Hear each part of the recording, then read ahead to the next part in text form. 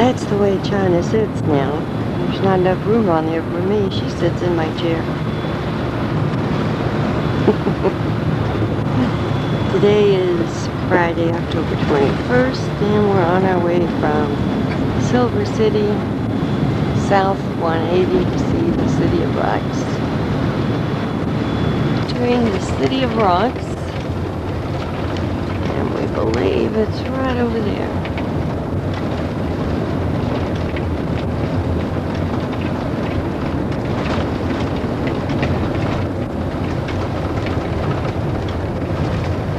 Yeah. Pay station ahead, all visitors stop. Next down there, filling out the slope to allow us into the park for the day.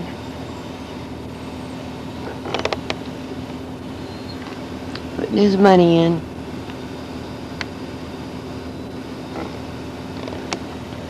China's over here crying. She wants her daddy.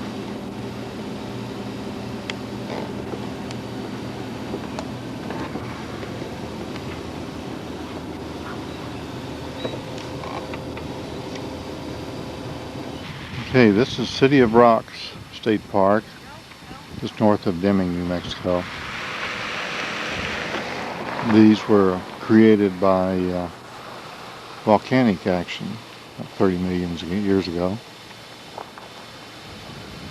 From what we read, these were soft globs when they were first hit the ground and solidified afterward.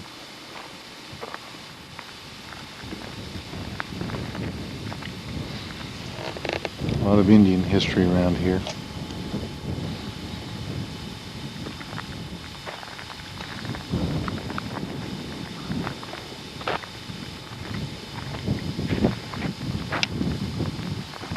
That rock looks like it's just balanced up there.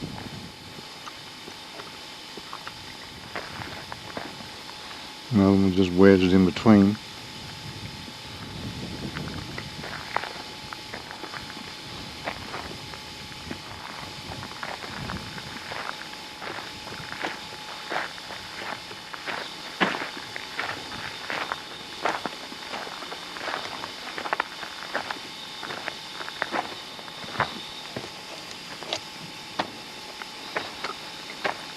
Looks like that one was soft when it was landed up there.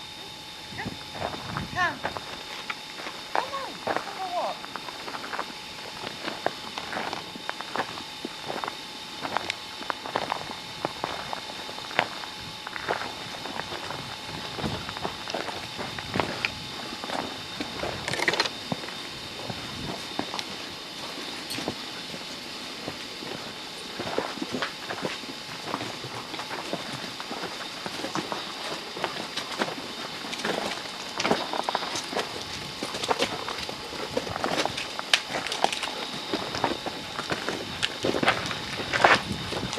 Looks like that was soft when it just landed there and just molded to the same shape as the bottom rock. Somebody around?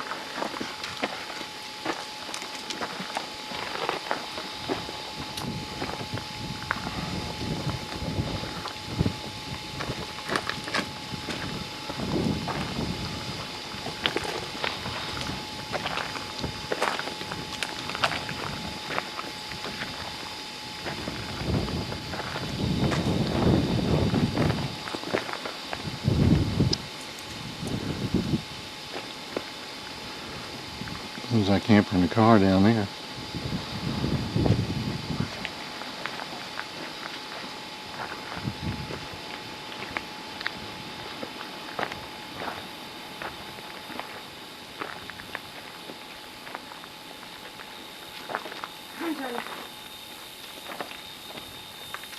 China's walking where Geronimo walked. Sniffing him too. She still smells him. China, come.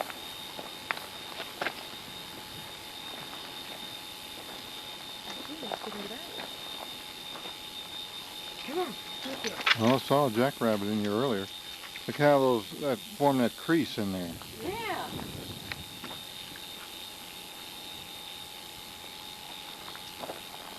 You have to do this straddle-legged. Is it fun?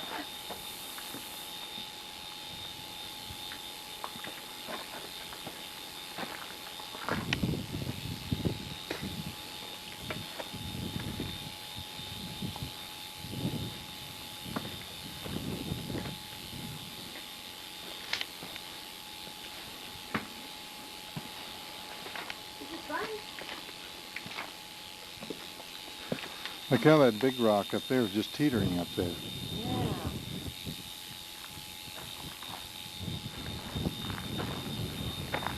There's a lot of them teetering. Yeah.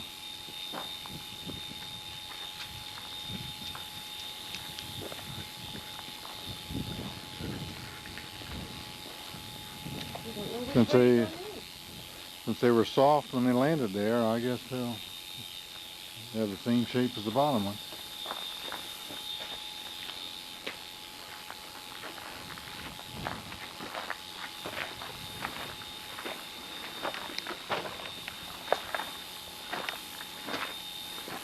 Guess we should look for petroglyphs.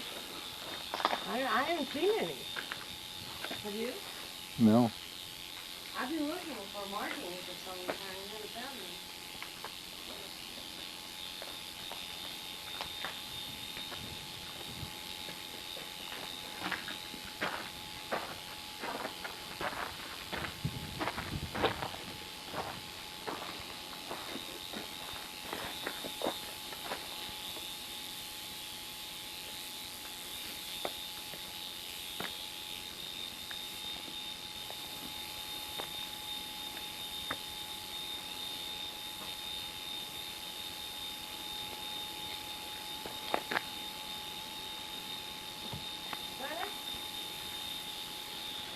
Go. She likes this place. Yeah. Those sticker birds, I guess. Maybe she'll put some fertilizer down here. They could use it.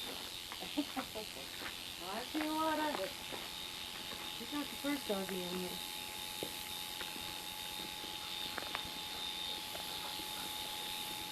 She got in the car and didn't want to get out. I'm so glad she did. Look at all those little rocks on top. Yeah. Another one over there.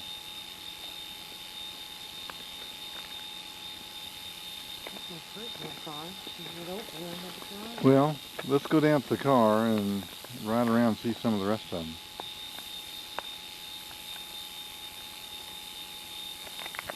You ready? He said each rock has its own story. Well, it could take you years then to stay here and listen to the story from each one of these rocks. We don't have that much time, do we?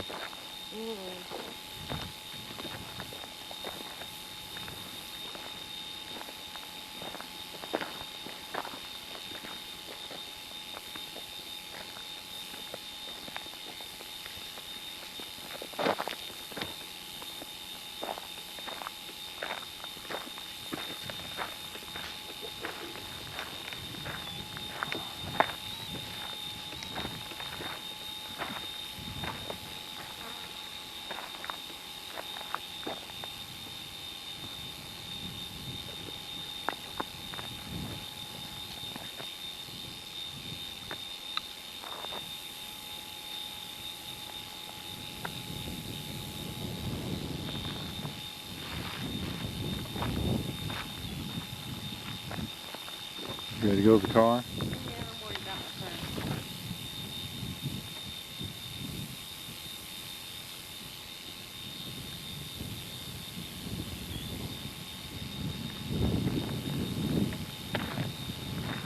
The windmill is the water supply for this park.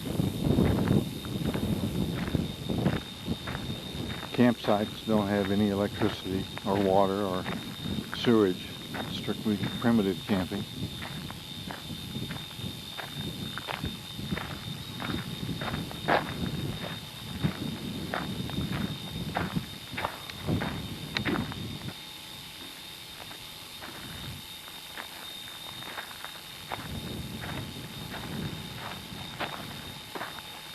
I'm getting ready to go take a ride in the car. It's about 650 acres in this place.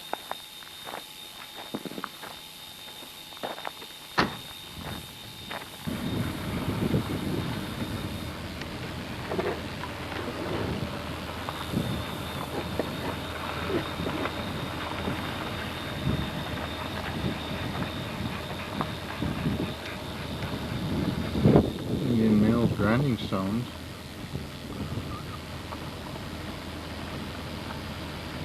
Oh, maybe it must be up that trail. That flat one, probably. Yeah, and yeah. You can drive an arch under that one. Reminds me of my little arch in Woodall. Oh, the bush. See that little rock balanced on top there. Yeah. See up there? Isn't that a pretty sight? Up in the tree, the steps going up. Yeah, I can't see it. My head's up too high.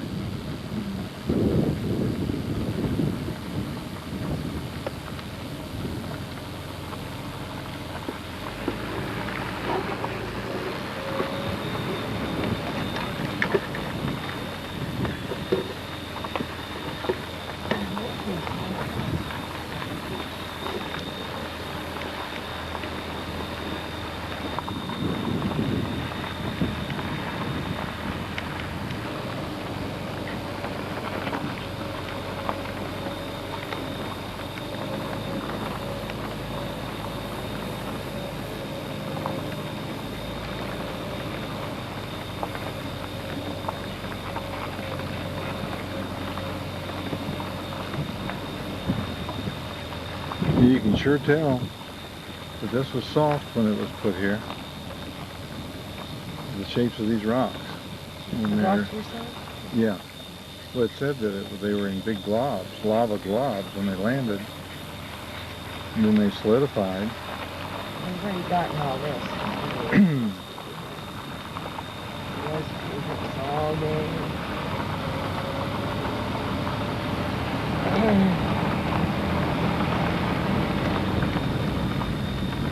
There's our campsite.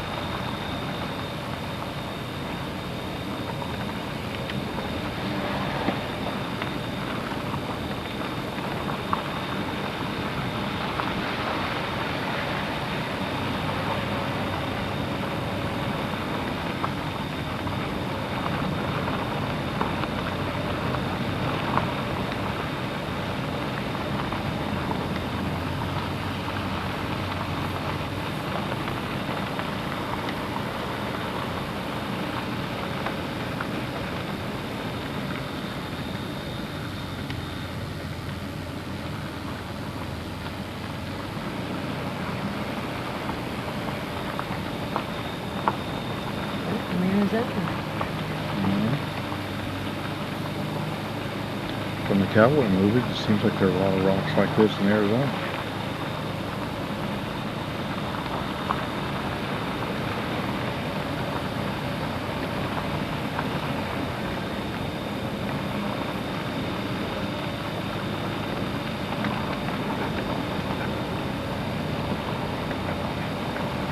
That is sweetie. Running through.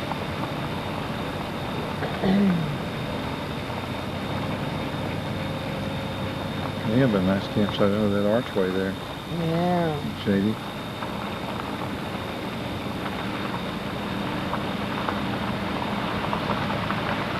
It's almost like something Disney would design. Mm-hmm.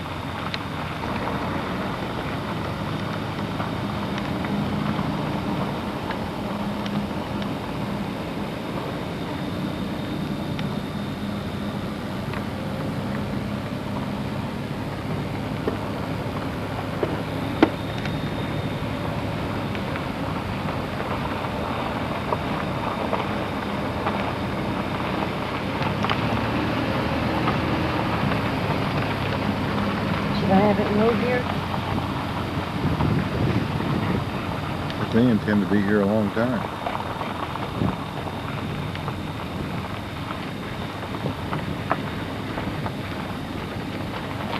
It sure would be a fun place to...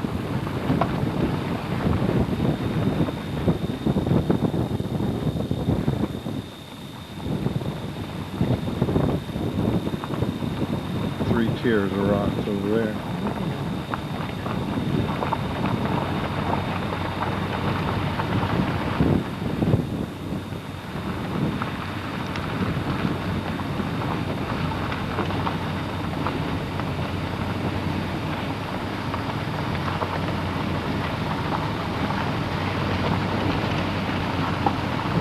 think where we eventually stopped was actually one of the prettier sites. Right in behind where we parked.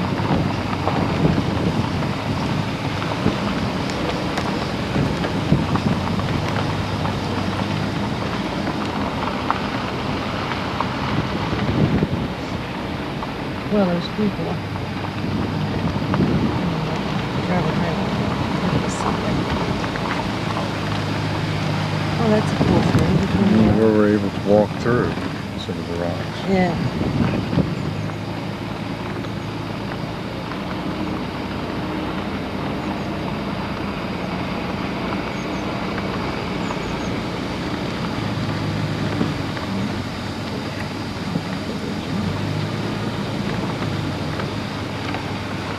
Yeah, it's really amazing how these trees are growing in the middle of all these mountains. Well, enough soil eventually eroded off of these rocks It's a pretty campsite, to right? give them a place to root.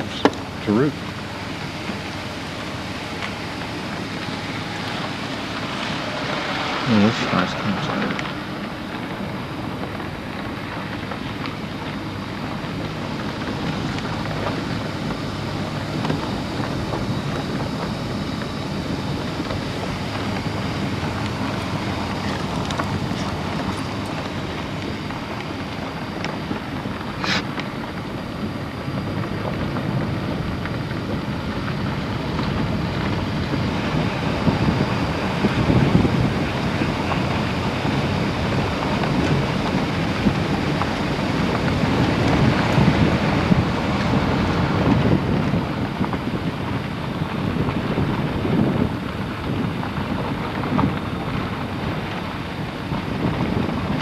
That's cool too.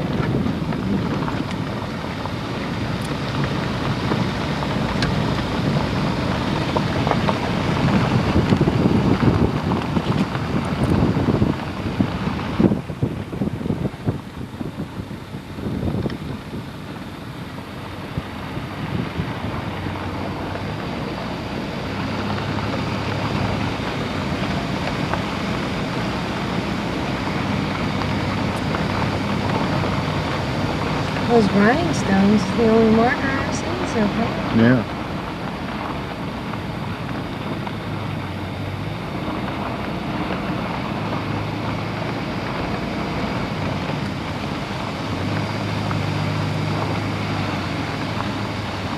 Well, that rock's just barely perched up there.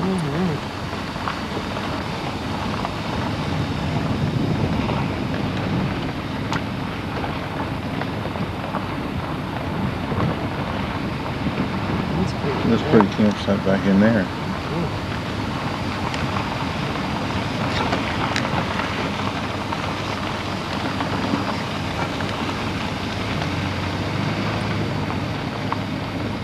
Look at the shape of that one. The road comes back out. Isn't that neat? Yeah. Another little hole through it near the base of that. Yeah.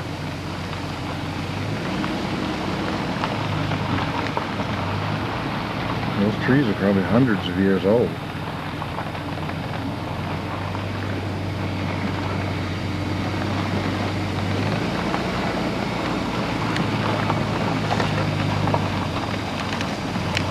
The Grandins having lunch. Yeah.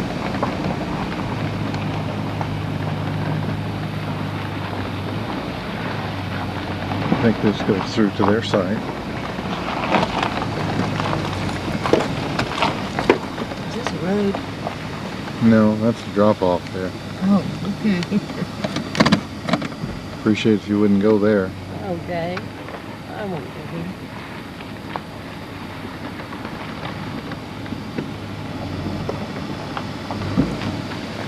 You're turning this car into a Jeep. Huh?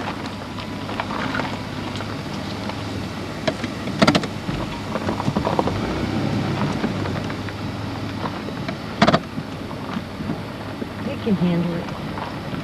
Like I told you before, you'd be It better. amazed at some of the places this car has been. Please don't tell me about it. Looking for real estate. Please don't tell me about it.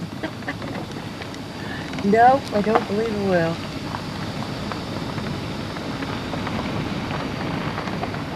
this might not be the worst of it. Oh, this is not the worst place it's been in? Ah. And she's no worse for the wear, so Oh my God. she's okay. She can handle it. No wonder I've had to have the front end line so many times. New brakes.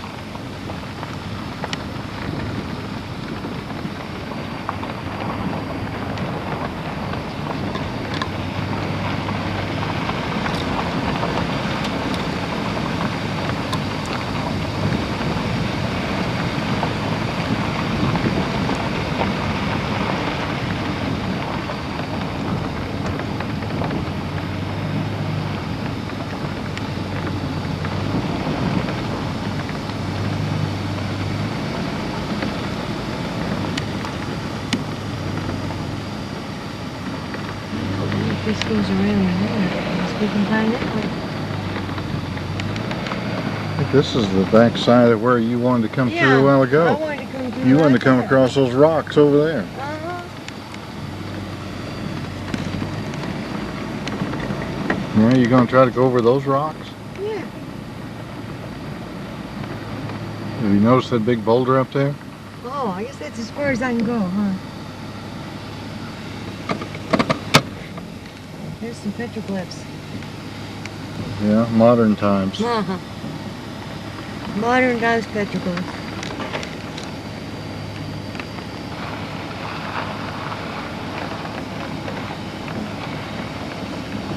It is pretty. As long as they allow camping here, they're going to keep getting us petroglyphs.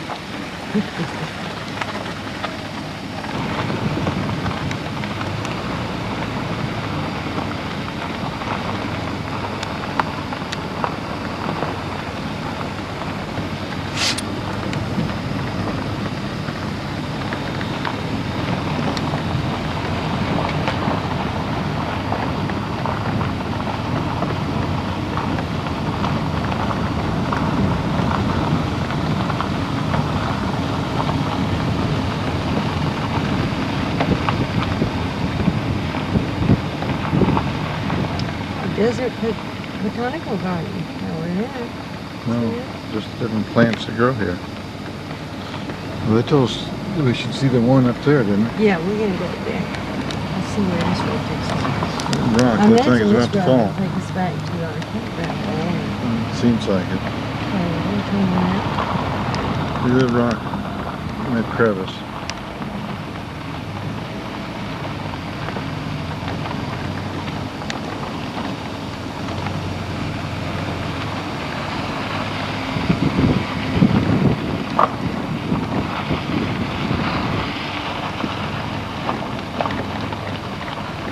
They have a fire going.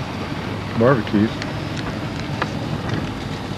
It's a big crevice through there. You know, you can get it from this angle.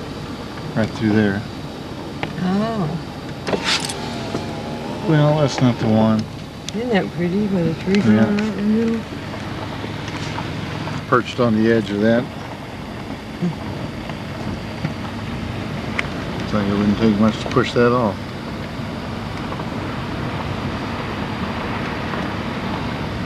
And there's the campground office.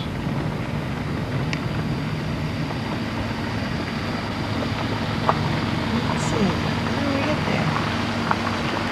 Looks like we have to go back down there where we came in, the main gate.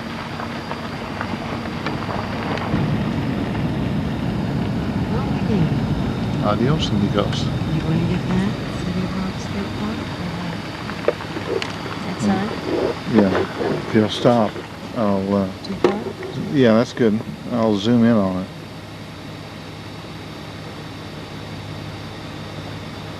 Okay, I got it. 200 feet.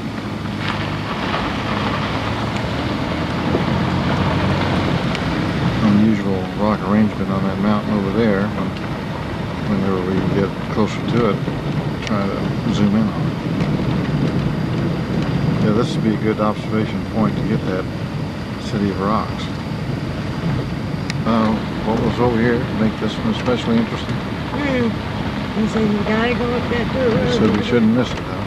No, he didn't tell me, but I guess Well, it's just the maybe he observation meant part. for observation, yeah. It looks more like a city over there from up here. Where we just came from.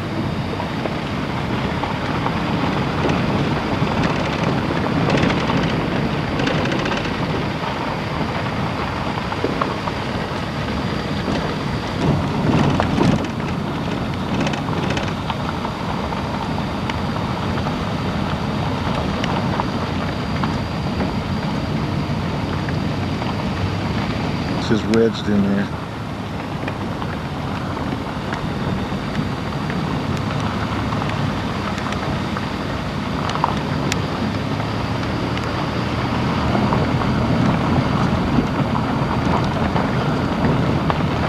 This is an observation point. It's part of the park. It's where we can get an overall picture of what all those rocks look like over there. See how it got its name as the City of Rocks.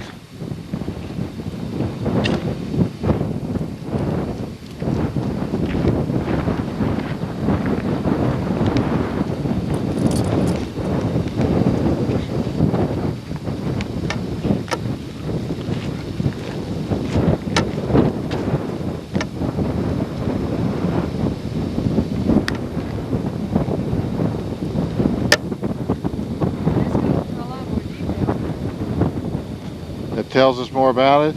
Well, it tells you where Cook's Peak is, and Grandmother's Peak, Just wait just a minute. The wind's blowing so hard I can't hear you.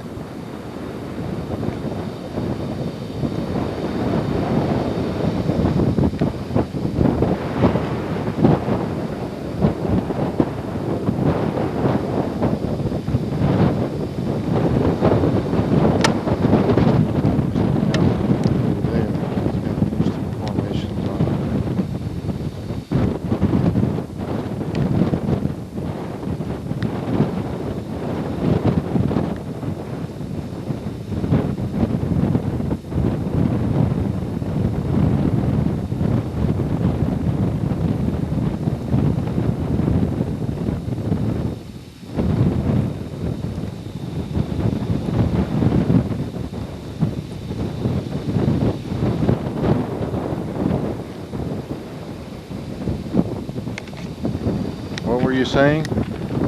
Well, I haven't gotten down. This part down here tells you where what all these different mountains are, and I haven't finished reading all that. Up on top, it tells you all the different types of volcanic ash there are in here. There's 3 main ones. Volcanic ash rocks are called tuffs. And the three main ones are ash fall tuffs, ash flow tuffs, water lake tuffs.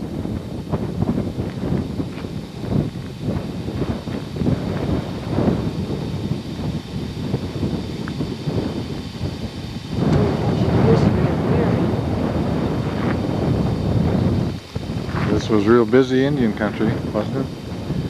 Yes, it was.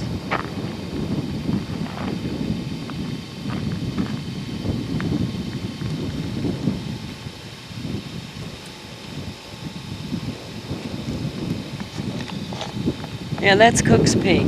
It's the tallest peak. Oh, that tall one over there. Where's my dog? She's wandering around here. Oh, see her. Oh, there she is. Good girl. All right, Cook's Peak, what's the significance of that? It's the tallest peak around here, isn't it? Yeah. It's 4 miles away. 4 miles over there. It's at the western foot of the channel of the Members River. And it tells you what the names of a lot of these other peaks and mountains. It smells like your doggy just laid some fertilizer down here. Oh, she's standing in the middle of a thorn bush. So much later. Who came through in 1500? Soldiers and priests.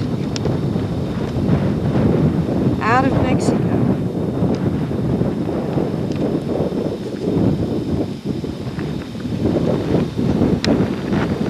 And then they used it during the Mexican War.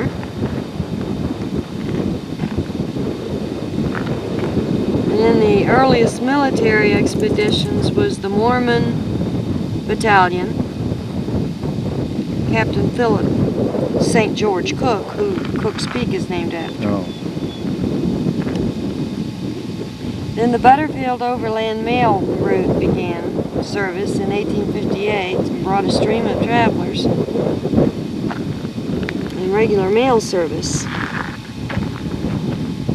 Service ended in 1861 because of the Civil War. And then the Apaches came through here. And in the mid-1880s were elusive raiders. And then peaceful settlement by miners, cattlemen, and homesteaders became possible. But there were Indians around here all that time, weren't there? Oh yeah, they were Apaches. And of course the members. Members? Indians. That's about all it says. Probably get a better view because we're going to have to drive right through town again. Go down to Ponchevilla. Are you talking to me? I'm talking to you. I'm trying to give you instructions. You act like you don't hear me. If you close your window, maybe you can hear something. But then I would be too high. You like that fresh desert air in your face, Yes, I do. blowing through your hair. Yes. You must, because your hair is everywhere. Yes, I know.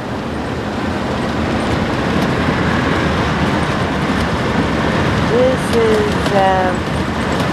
heading south on 180, coming into Deming, New Mexico, and that's the Florida Mountains. Spelled like Florida, but pronounced Florida.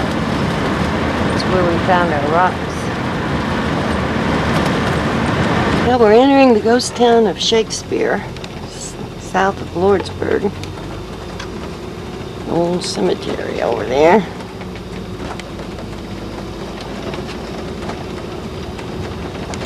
Looks like probably a lot of Mexicans, a lot of them are painted up in pretty colors.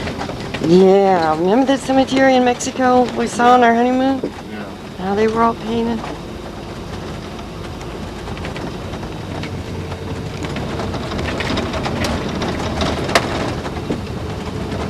Does that sign say anything?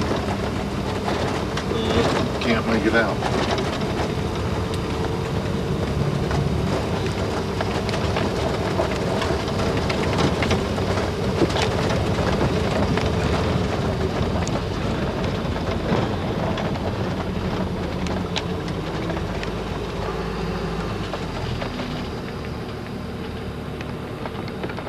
This is Shakespeare Ghost Town.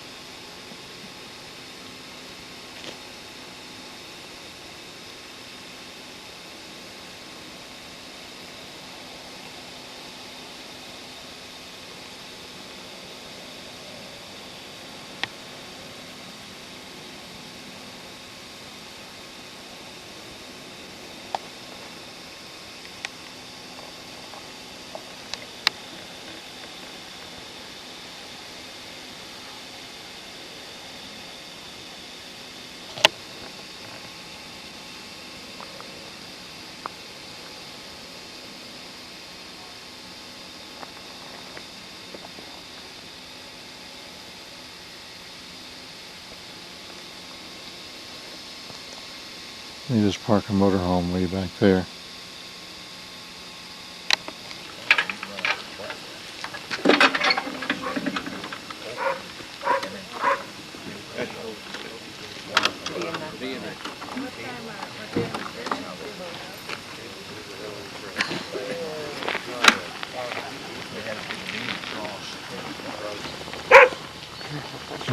That dog here is just like the old days.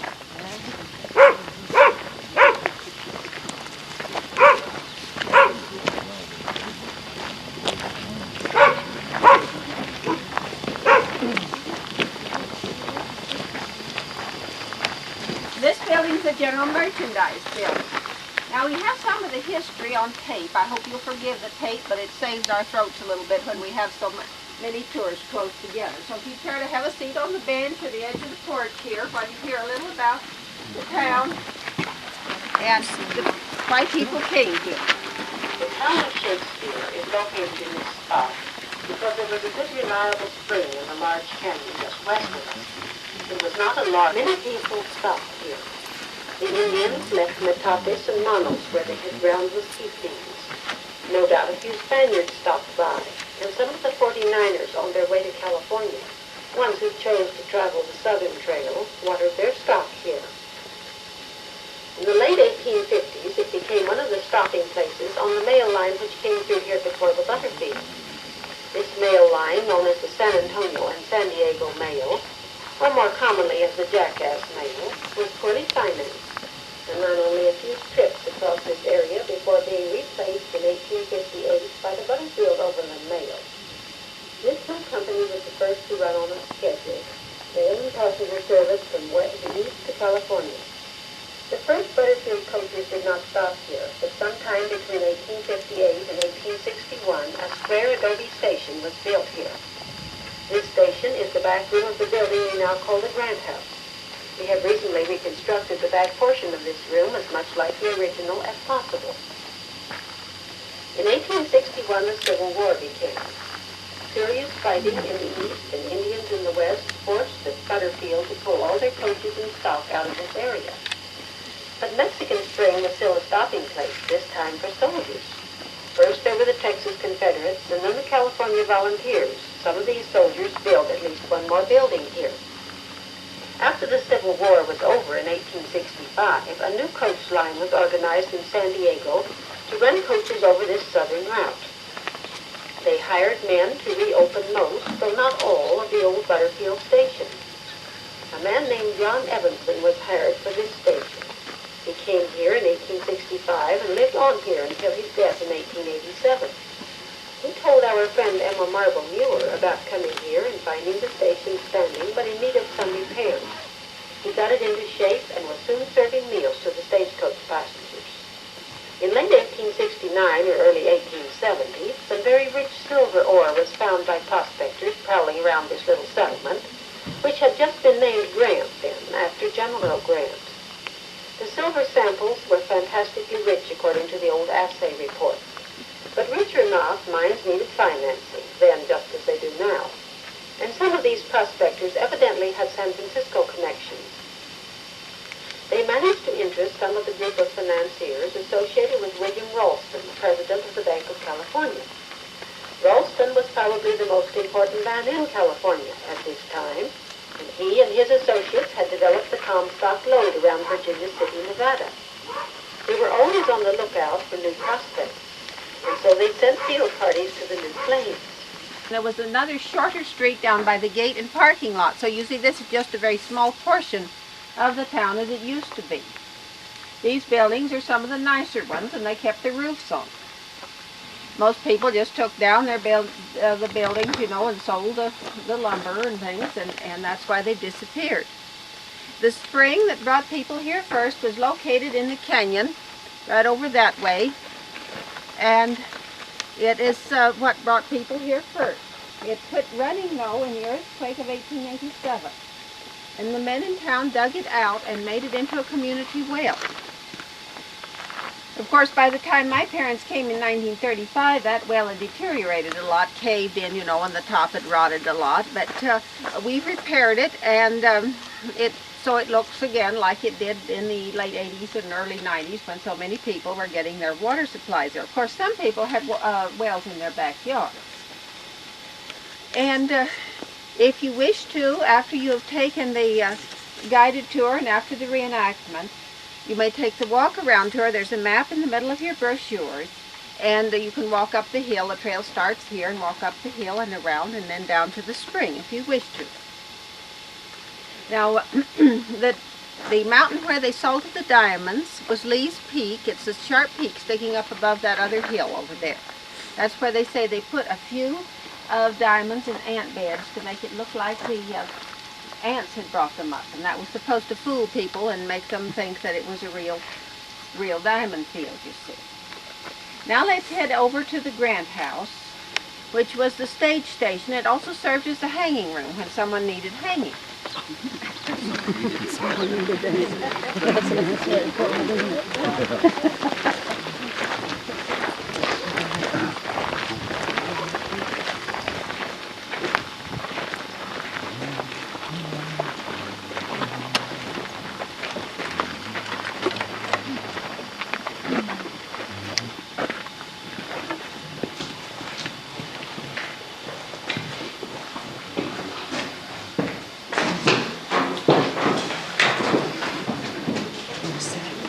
No, I've got a sketch.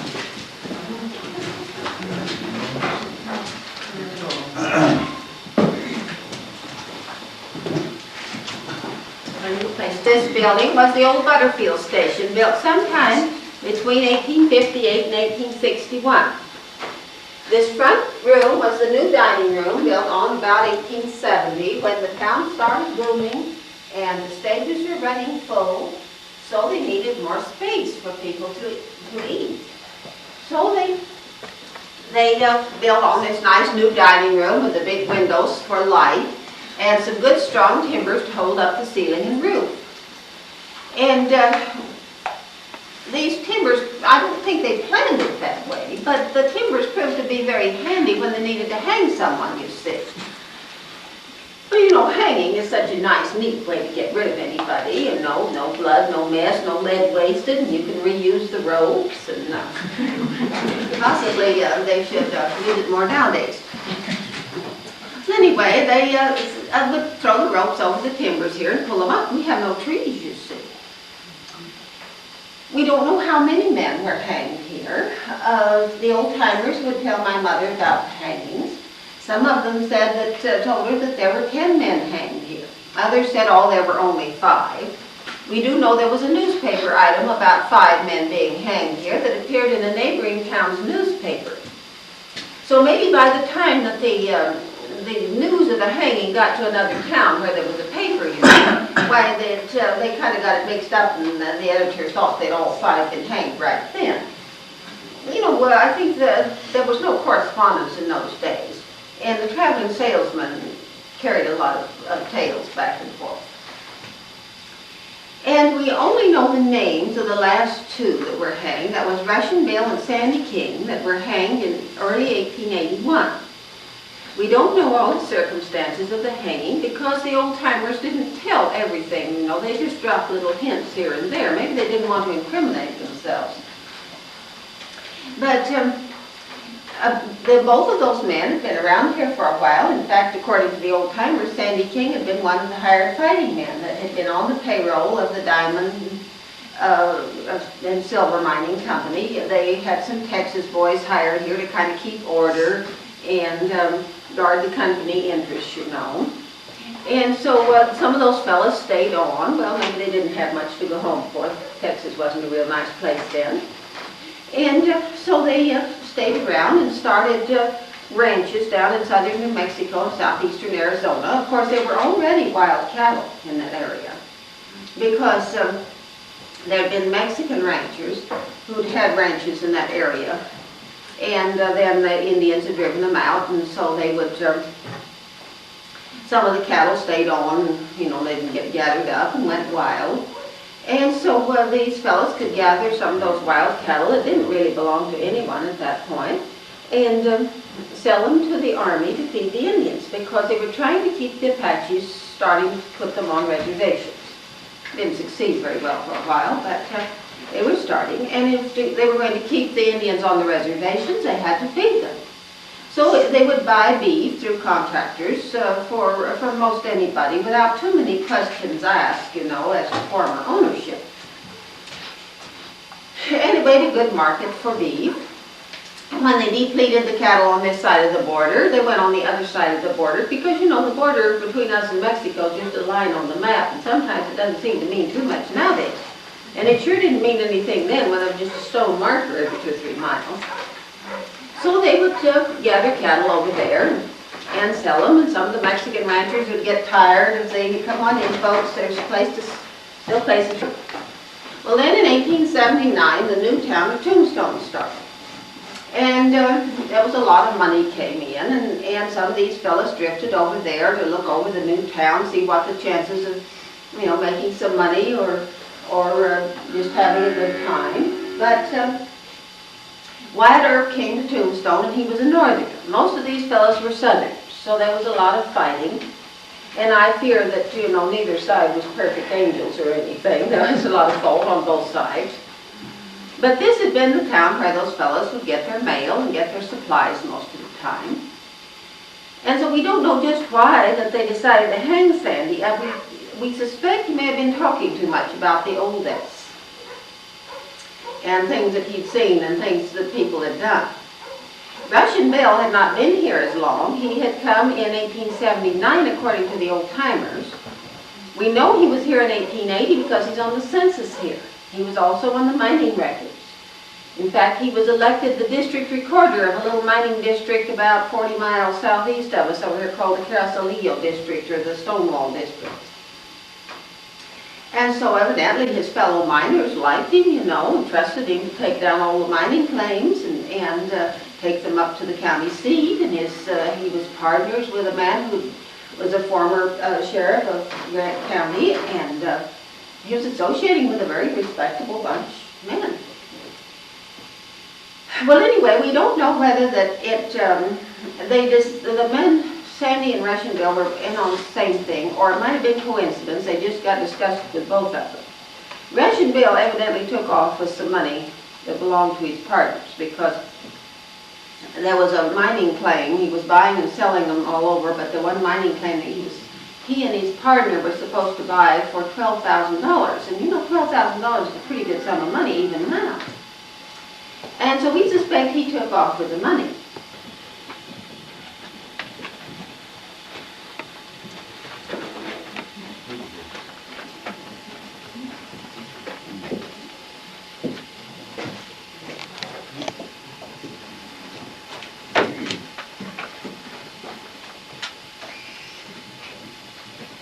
Now this room, when my parents came in 1935, the back part of this had fallen out. This section had a rather fragile old roof on it. It wasn't the original roof. It was one that had been kind of patched together later.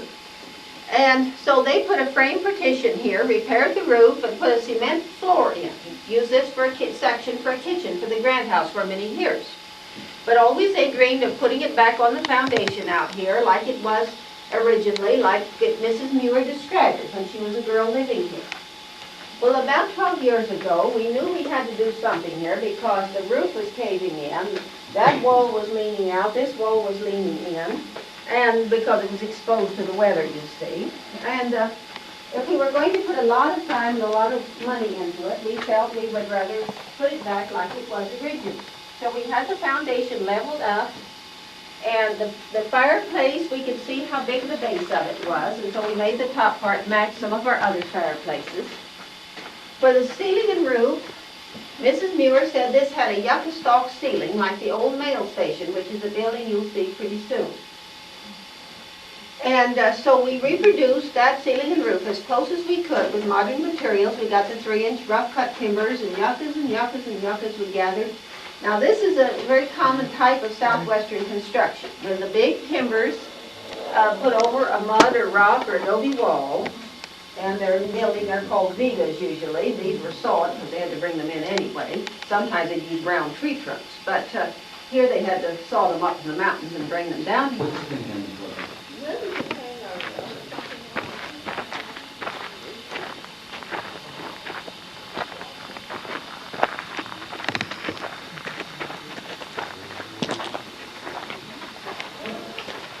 The new metal that they're using has kind of a rust color, I guess, which blends in here real well. I bet there are a lot of cowboys been dunked in that water trough there.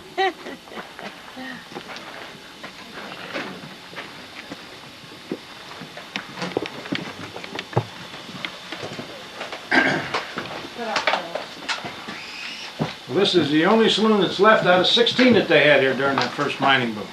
All the other ones have been torn down. Now the nicest saloon in town was the one next door, the old Roxy J Saloon. And it had a full-length mahogany bar, big mirror in the back, pictures on the wall, over 20 oil lamps, 2 billiard tables, and it was a real showplace for a saloon. And they used the Roxy J through both mining booms till about 1893. And it sat vacant for a year.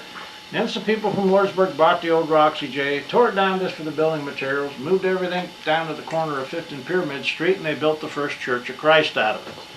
So it had a real nice ending, going from a saloon to a church. And it's still down there, and they still using it. I don't know.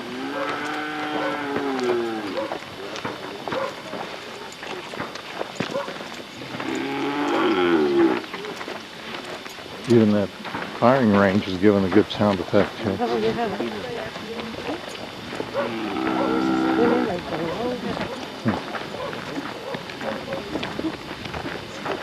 Only there for effect.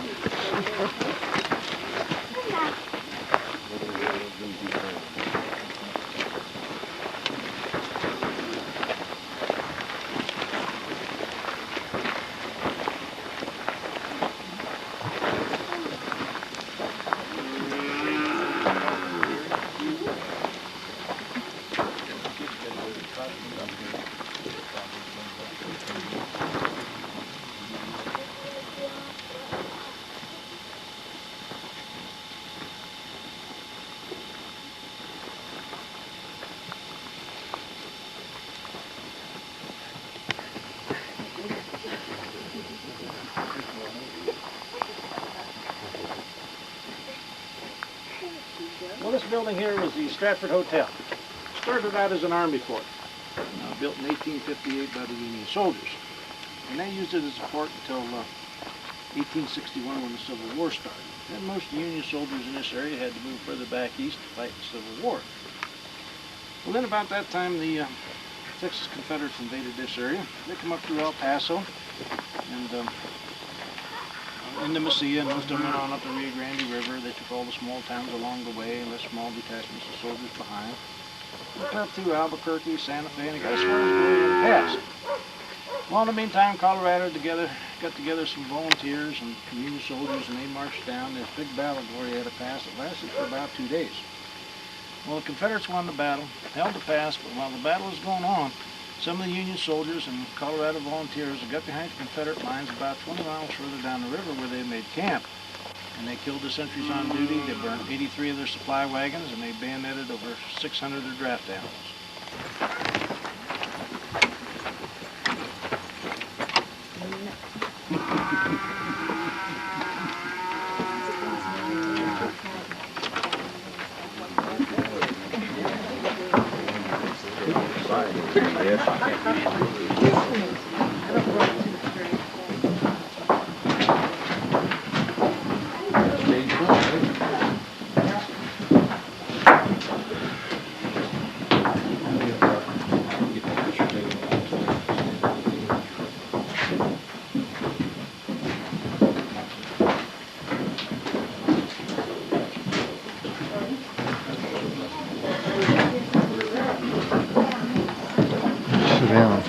Movie.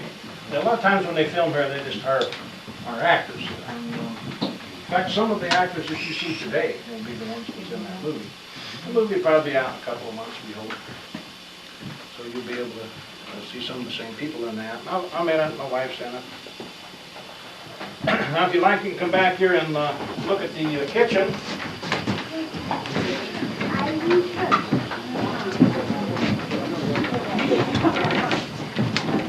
Don't bump your head when you go through the door. Oh, yeah. It's low.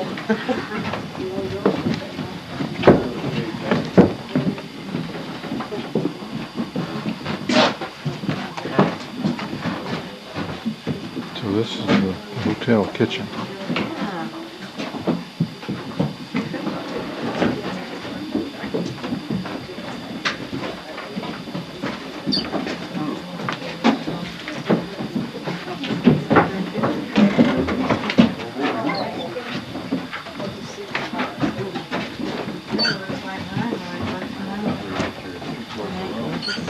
Oh, I remember when those were being used.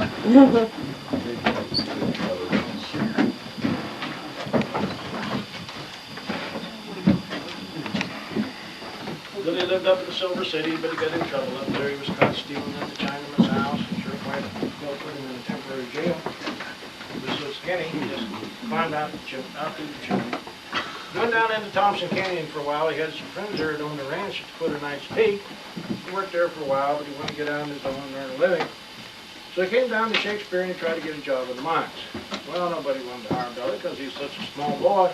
Figured he couldn't do a hard day's work, so he ended up here in the hotel just washing dishes and sweeping the floor. Of course, later on he became famous when he went into Lincoln County, got in that Lincoln County War. And Governor Hunt from Arizona worked in here when he was a waiter. When he worked in here as a waiter, when he was a boy, Governor Hunt was first a appointed territorial governor, and then later on elected governor after Arizona became a state. And I think he served a total of 7 terms. And if you look in the old Tucson newspaper accounts where they quote him in his speeches, well, he tells how he was a poor waiter boy working in the Stratford Hotel in Shakespeare, New Mexico. Just like politicians do nowadays, get you vote. We had a lot of important people that stayed in the hotel quite often, like Lew Wallace, who later became one of the governors of New Mexico. He was also the author of the novel Ben-Hur. Robert Ingersoll, President Hayes spent one night here. Dr. McLean. You know, in the old days, they sold that cure-all medicine that was supposed to take care of just about every ailment you had. Well, he called his Dr. McLean's volcanic medicine. He peddled it all over the West down here. Made a lot of money on it, took that money, reinvested in the mines, made even more. You know, he turned out to be a pretty wealthy man.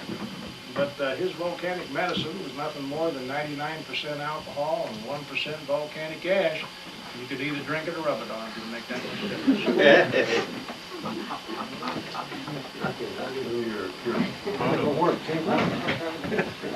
Must be in the attachment that's probably open then.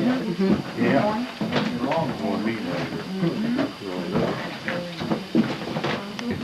Billy the Kid washed dishes in that sink right there. Probably in that pan. And probably wash those dishes right over there. Here.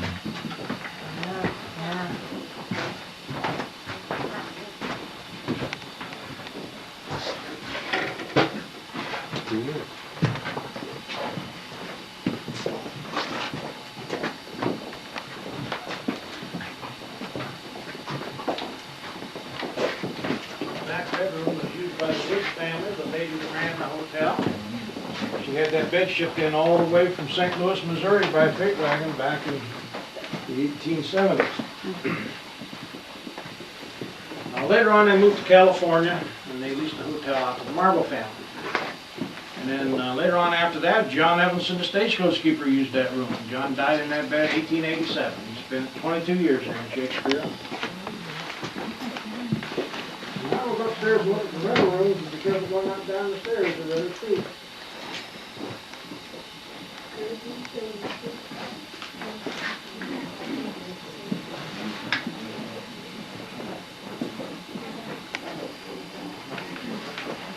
Looks like some bullet holes up there.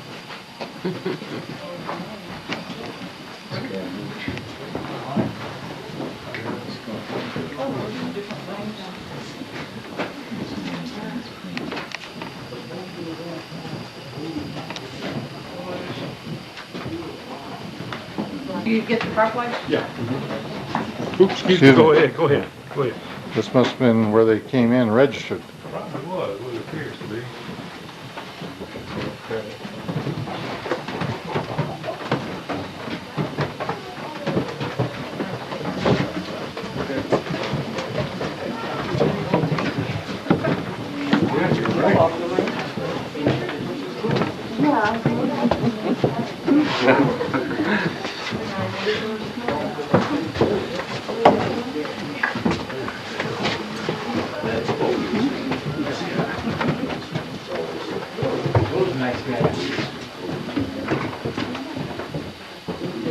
The motel we slept in, not a little.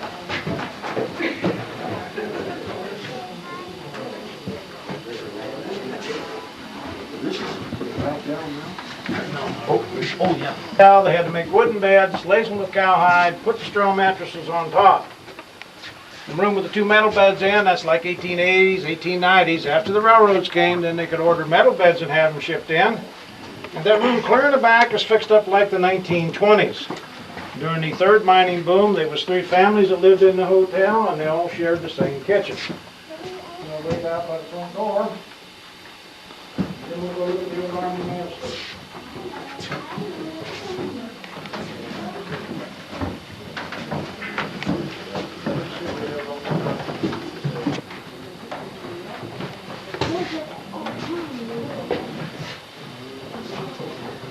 Well, yourself had to stay dead center. Yeah, right.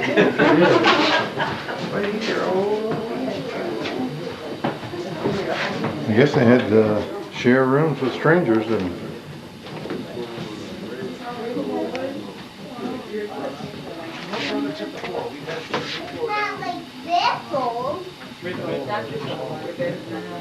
The other portion of that was safe for walk.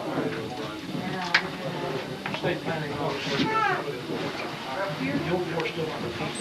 Oh, it is? No, I had.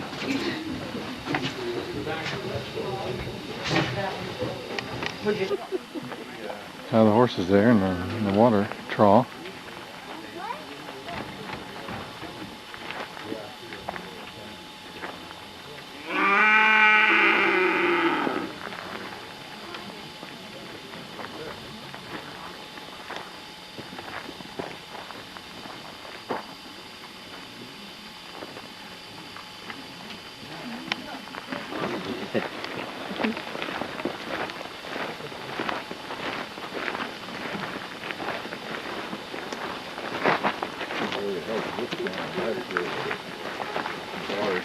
Oh, really?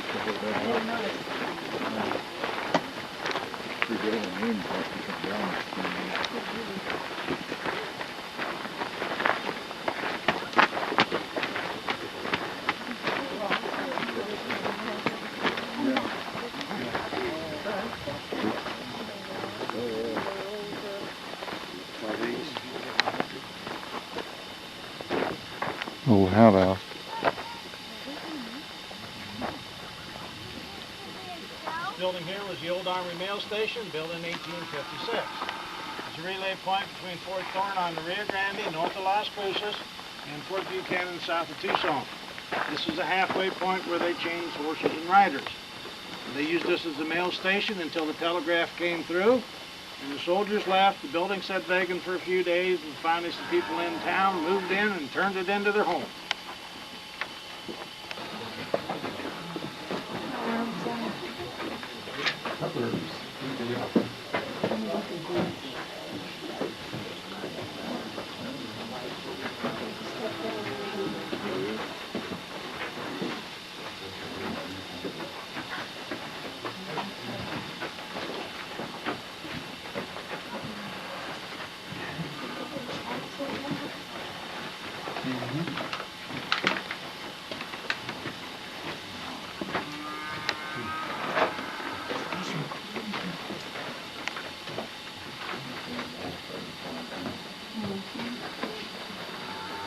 That's the kind of furniture they had. They'd pick up scrap pieces from the mine, notch them out, and fit them together because nails were so scarce.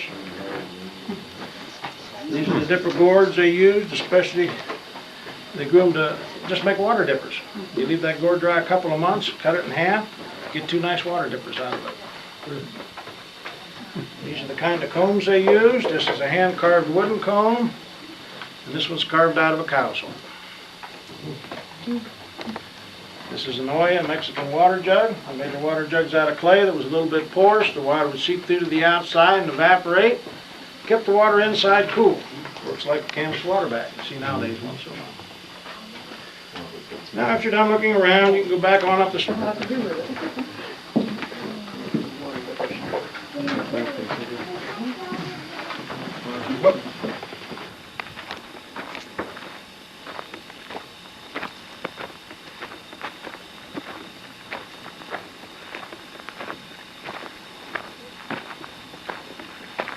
They don't have any restaurants, huh? The babies, they could be taken away from their mother. Is that the reason They're they're, grown up. is that the reason? Sounds like some of them are crying. They're upset because they want his mother.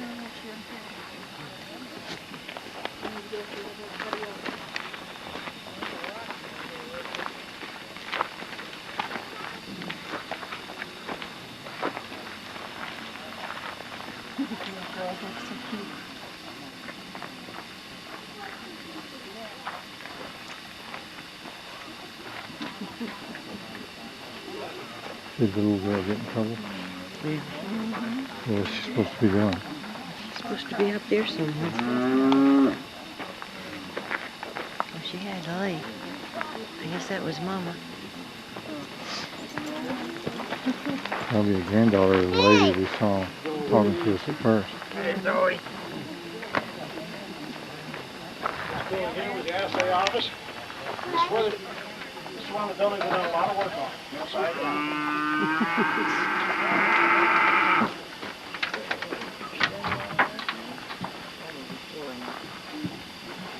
so it'll look more like it would have if you'd come back here and we do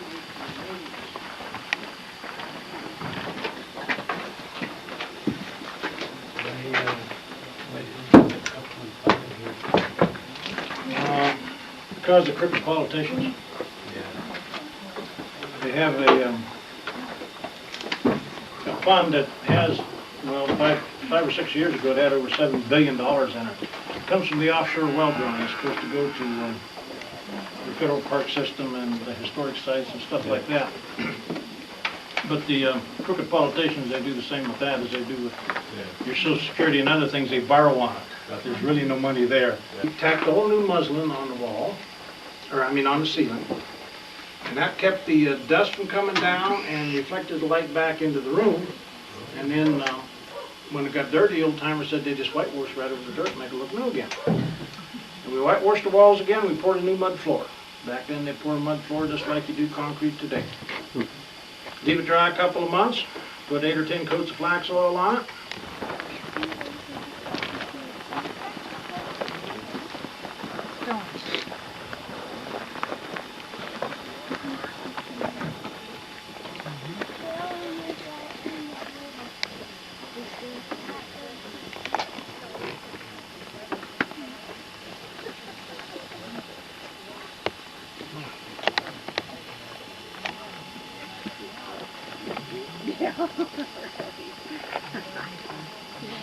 It belonged to Shakespeare Gold and Silver Mining and Milling Company. The old one had all rotted out, caved down in. We carefully dug it out, salvaged the ironwork off of it, bought the same size timbers and put it back just like it originally was. Now, in the movie they used it as a mine tunnel. That's where we have the track and the ore car here. It really don't belong here. It was there just for the movie.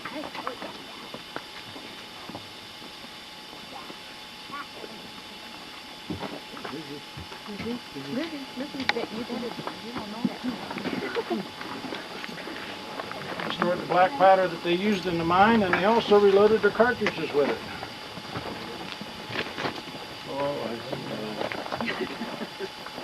It's not a very big building because you didn't want to store too much powder in one place.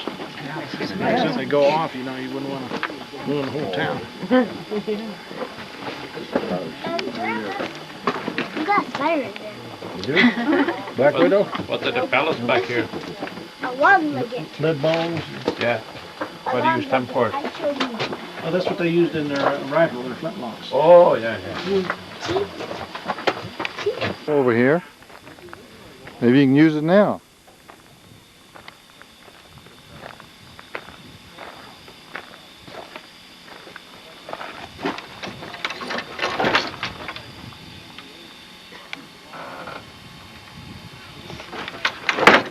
Reminds me of the good old days.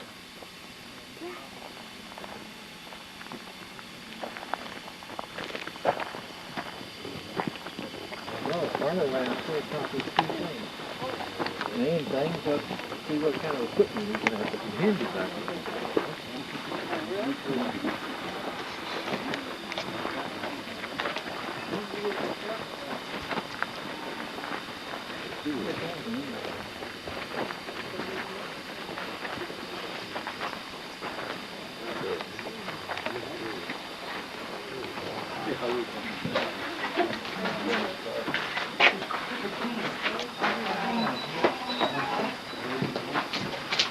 Here we're rebuilding back the National Mail and Transportation Company building. There was the last cross-country stage line came through here before the road.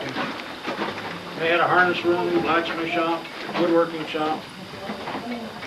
And we're rebuilding it back as close to original as possible using old photographs and description of the old timers. Big forge, crank blowers to provide the air, cooling tank they kept full of water, anvil, post drill for drilling holes in the metal.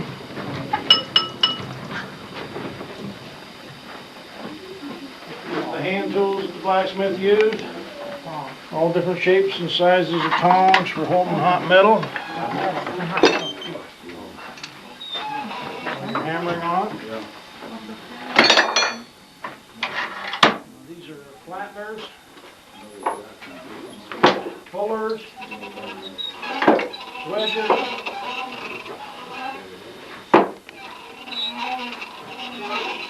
Here's a smaller forge. On this one here, you pump the handle to make the blower go. Here's a pedal grinder for sharpening the tools. Over here we have a buggy jack.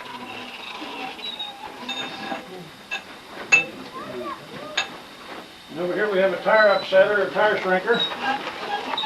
Now, in the old days they called it metal rim a tire, just like they call it rubber tire today. And after a while it gets loose on the wood part, so you have to make that rim a little smaller so it's tight again. So you take it off the wood, lay it in the forge, heat up a section about 6 inches, you slide it underneath them jaws, pull that handle back, that locks the jaws in place.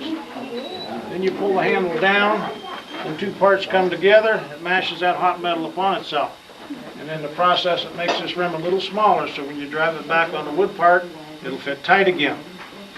And if it's really loose, you might have to do that 2 different places on there to make it tight. Well, they were really clever in those days.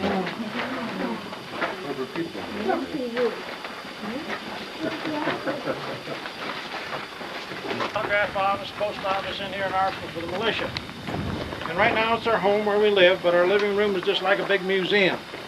We got a lot of things in glass cases, pictures on the wall that date back into the 1870s.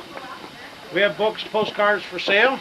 We'll give you some time to look around in here, and if you want to buy a book or something, and then well, everybody will have to come out. And then we'll start the reenactment. Give us about 5 minutes or so, once we lock the door here. And everybody has to be on that side of the yellow rope. And all the action is going to take place right in this area here, and that's where we're going to hang Arkansas. So, you know, before we raise that rope up, well, you want to make sure you're on the other side. So this is home. Yeah.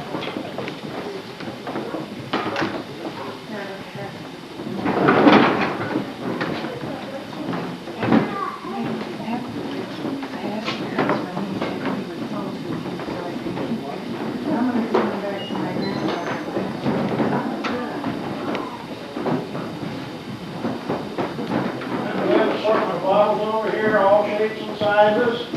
There's coins, store tokens. These are things used by the Marble family over in the hotel.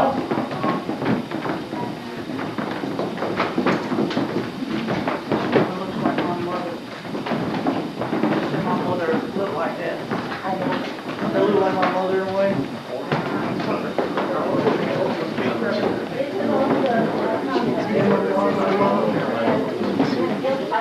We have pictures of the old timers over here.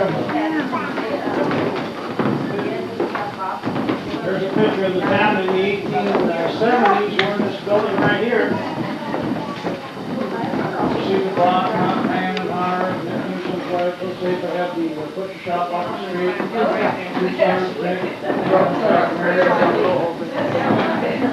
There's another picture of the town at the top of the hill. You can see a lot more buildings there.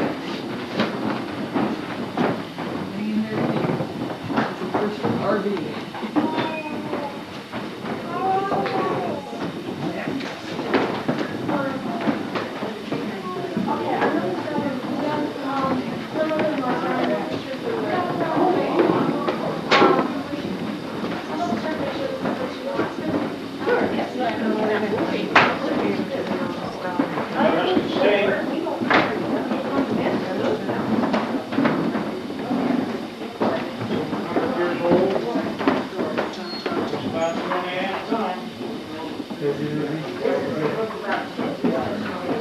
We're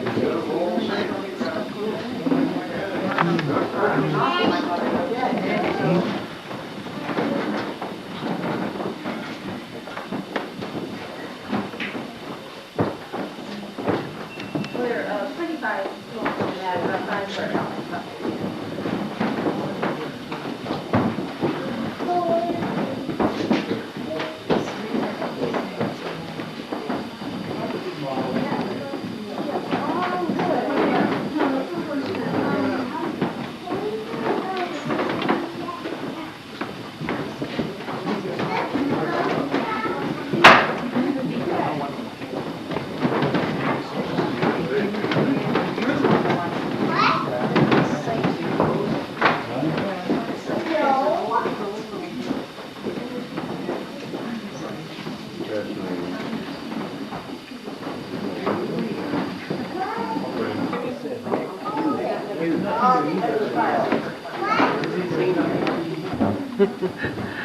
The White Russian, I guess.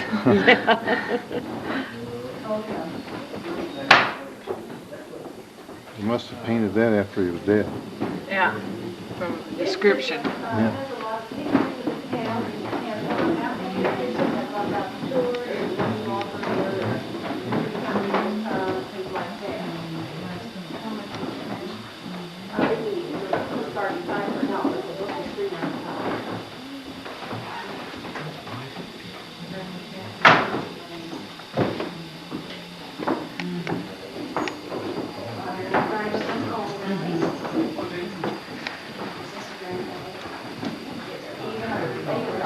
So that's a layout of the city.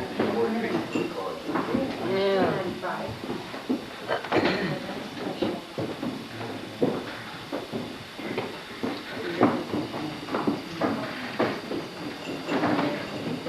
In 1880s.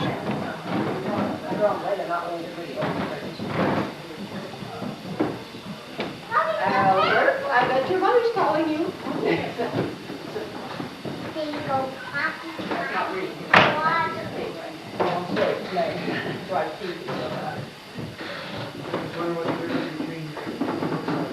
Well, this gives me a lot of history.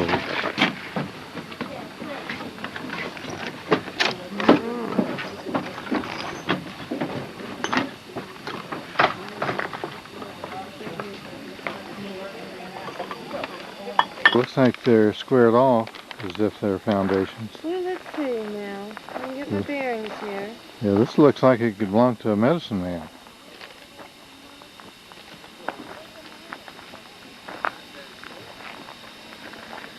Or a chuck wagon.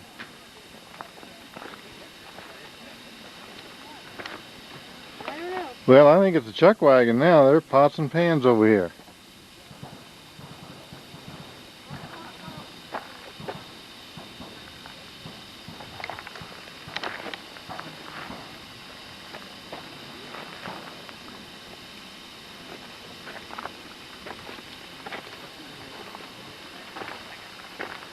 And some traps.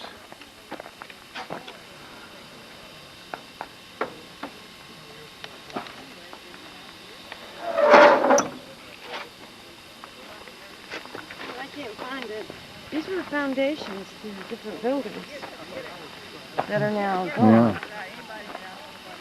This is a nursing home? No, I think it's a chuck wagon now. There are pots and pans in the back of it. Seems small for a chuck wagon. Huh. See some traps hanging on the side, probably to get fresh meat. Yeah.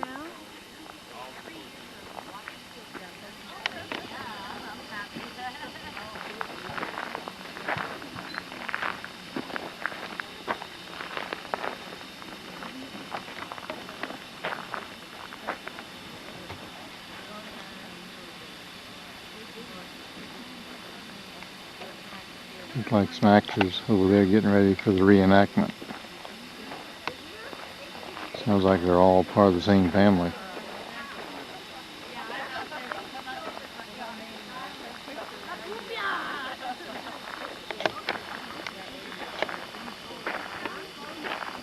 Those are establishment down to the railroad train. Dance hall girls can come up to a saloon for special entertainments, but must be gone by nightfall. Shakespeare has even been talking about hiring a marshal, although somehow they've never taken any action on it. There is a man named Robert Black, commonly known as Arkansas, who runs a Silver Dollar Saloon over on the street, now known as Poverty Flat. Arkansas is a very nice man, pleasant, charming, and always interested in the ladies. One lady in particular he's too interested in. This has come to the attention of some of the other women in town. There is Jane Bass, Sally Faye Davis, and young Lizzie Martin, as well as Lucy Van Hall, who are all interested in uplifting the morals of Shakespeare.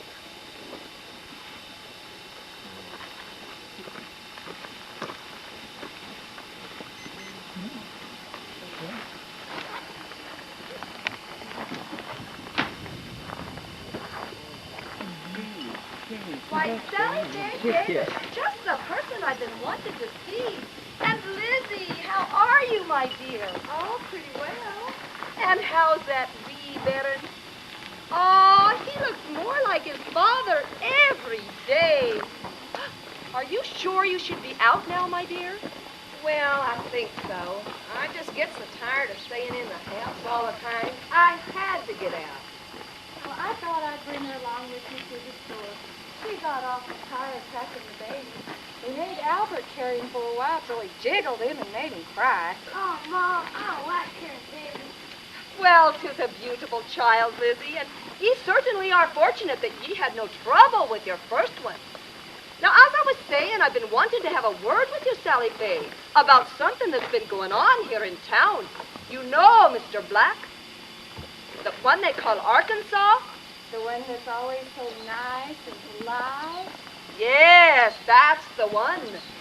Well, I never did trust him. He is just too nicely spoken, and he has too much of an eye for the ladies.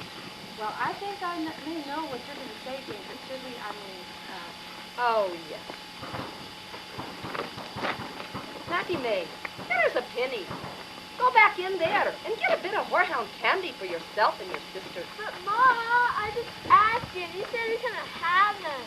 Said he didn't have the money for that kind of stuff. Then ask me, young lady. You do as you're told. Oh, all right. Come on, Catherine. Let's go get some more. I don't have peppermint. Well, they don't have peppermint. Come on. Albert, get on in there and teach the girls. You can grab some candy, too, and I'll pay for it when I get in. But, Mom, do I have to? I want to go watch this back there working in the forest.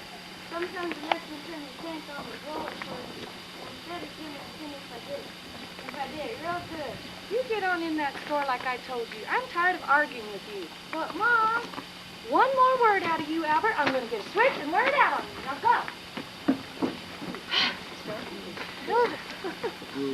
As I was saying about Arkansas Black, have ye had it told that he has been going to visit that Rankin woman nearly every day? Yes, and I've even seen it with my own eyes. Why, I think it's just terrible. I was telling Mr. Davis just yesterday, I knew that woman was a troublemaker the first time I laid eyes on her. Well, I think it's time we mothers took a stand. They say that he walks up to her door just as bold as brass in broad daylight and goes right in. And it's always when her husband ain't home. Yes, and you remember with the way she used to go around just complaining about everything?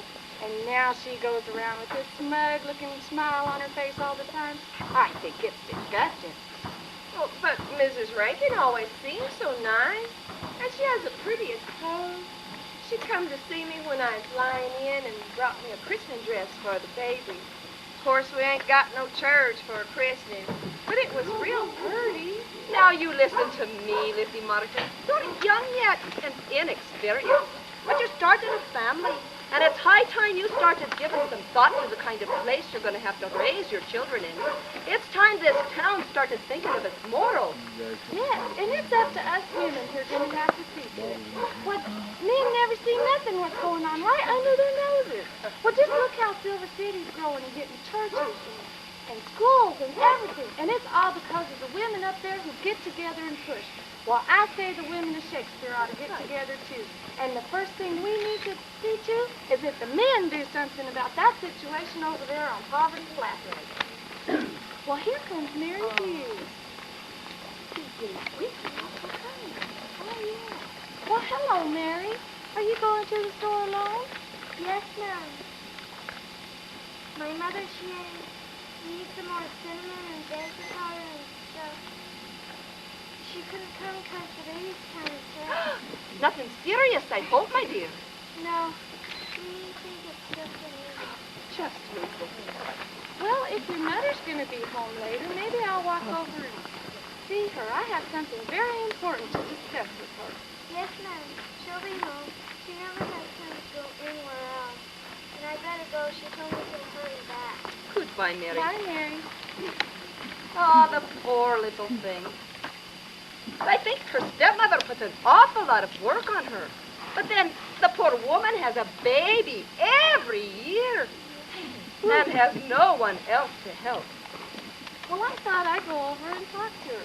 If all the good women in town talk to their husbands, I know we could get something done. Well, I don't think that would do any good. Not but what Martha Hughes is a fine, upstanding woman. But I don't think she would dare do any talking to that husband.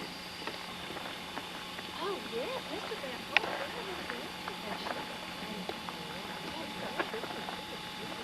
Well, hello, ladies. I didn't notice you standing over here. How are you? So nice to see you. Oh, Lizzie, how are you? How's the little flower? We've just been speaking about the scandalous goings-on over there on Poverty Flat. You know Mr. Black and that woman. Yes, isn't it disgusting? Oh, my goodness, he's wet. And I didn't bring a spare diaper with me. Oh, never mind, honey. Come on up to the house with me and I'll loan you one. I best get back and check on my little one. I left her asleep, but you never know when they'll wake up. Oh, Lucy. Yes. When Mr. Von Hall comes in, you will have a talk with him. I certainly will. He should be coming in from the mines before dark. Good. Well, I guess I best get on in the store and get my shopping done so I can catch Mr. Davis when he gets home. Yes, do. And Sally Faye, sit up, me girls, will you? Surely will. Wait. There are the men coming up together. What a fine opportunity. Look at this situation. Oh, ladies, what a pleasant surprise this is. It is most fortunate that you men should come along just at this time. We've been discussing the unfortunate necessity of taking some action to correct a really shameful situation. Well, we just hate to speak of such things. But when a woman has a family, we sometimes have to overcome our feelings of delicacy. You men all know Mr. Black, who runs the Silver Dollar Saloon. Oh, yeah. Well, 'tis common knowledge of the town that Mr. Black has been seen going to visit that Reagan woman at all hours, and it's always when her husband is not home. Well, we just hate gossip. But in this case, I know it for a fact, because you can see their front door just as plain as day from the cracks in our woodshed. Tis truly a disgusting situation. Here we thought the town was improving. Oh, we were so relieved when Mrs. Woods and Mrs. Marble succeeded in getting that establishment at the north end of town closed down and made those abandoned creatures move down to the railroad camp. What can we do? Then, if be so helpless, boss, you could go and talk to Mr. Black. I think he would not listen. He might even get angry. But if you all went together, a whole group of you men, he'd have to listen. Well, you're right in that. If we all went in a group, he'd have to listen. But what would we say to him? You would have to let him know in no uncertain terms that this is becoming a decent and God-fearing place where immorality and adultery will not be tolerated. Just tell him to get his possessions together and leave town. We want this to be a place where we can raise up our children in a safe and moral atmosphere. Well, I've been hearing something about this business, too. But I didn't realize how serious it was. I guess we ought to try and do something. You ladies do put things in a very forceful way. I will have to admit that I've never cared much for Arkansas Black. It is my belief that he sometimes waters his whiskey.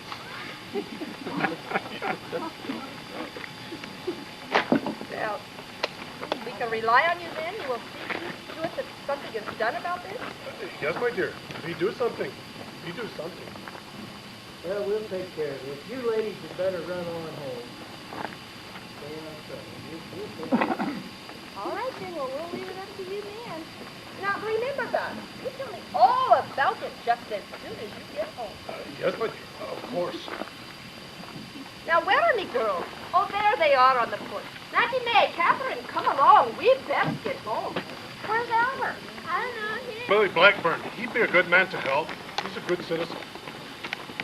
Well, I see a fella over there that might help us. There's old Mr. Drew. He's a family man. He'd be interested in what his wife is dead. Hey, Dick! Come on over here. I want to talk to you. And I believe I see a couple of fellows over by the saloon that might join in our little undertaking here. What's going on? Tell you in a minute, Bill, and get everybody together. Hey, Mr. Blackburn, that's the guy that works for Dick Gathering? These are fine, upstanding-looking citizens here. Pipe down, kid. Especially this one coming here. Mm-hmm. That's not Arkansas, is it?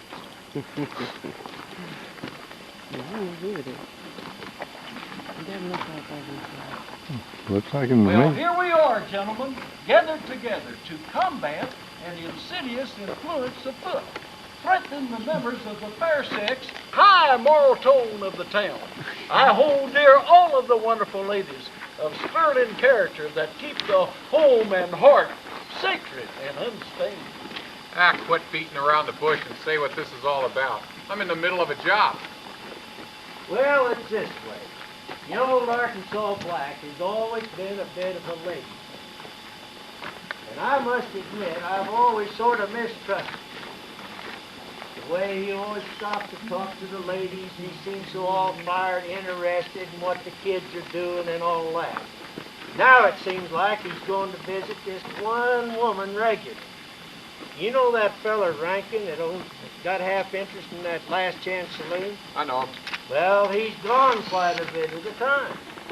And every time he leaves old Arkansas, Rudd Hot puts it over there at the house. And he visits with Mrs. Rankin. Yeah, my wife, she see him going there the other evening. It was almost dark. She never seen him come out. Yeah, they's talking about it up at the mine this morning. You mean you actually made it out to the mine, Clem? Thought you always did business at the Roxy J. Yeah. And what about sharing that bottle with the rest of us? Hey, there's no more of that. Come on, man, let's go over to Silver Dollar and talk to Arkansas.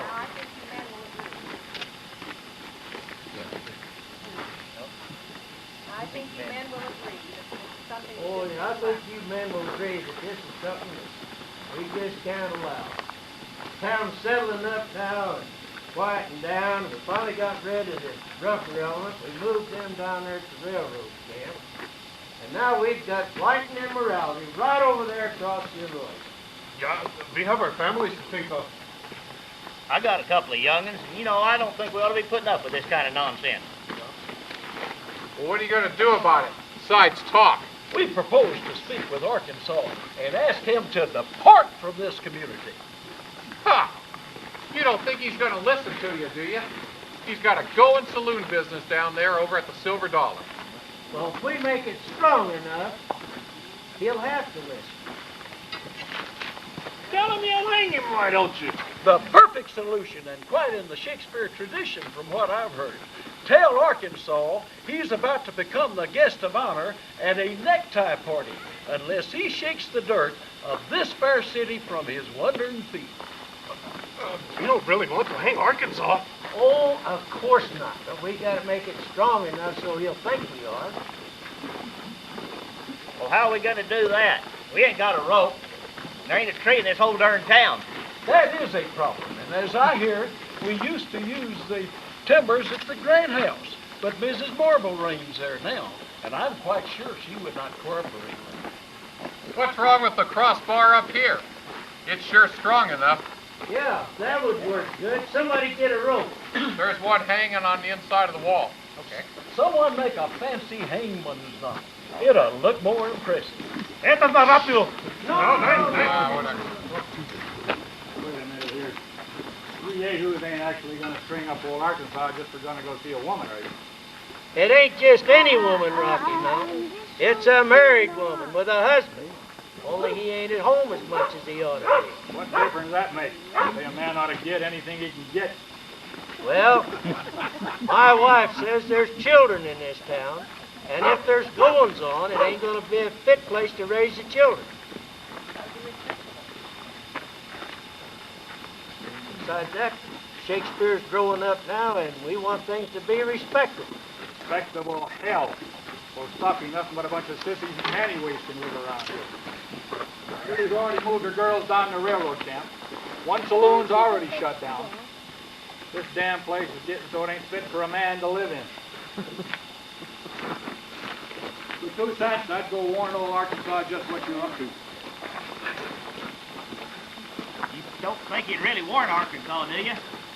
Rocky don't even like Arkansas. He's just mad. He lost $100 the whole card in that last card game.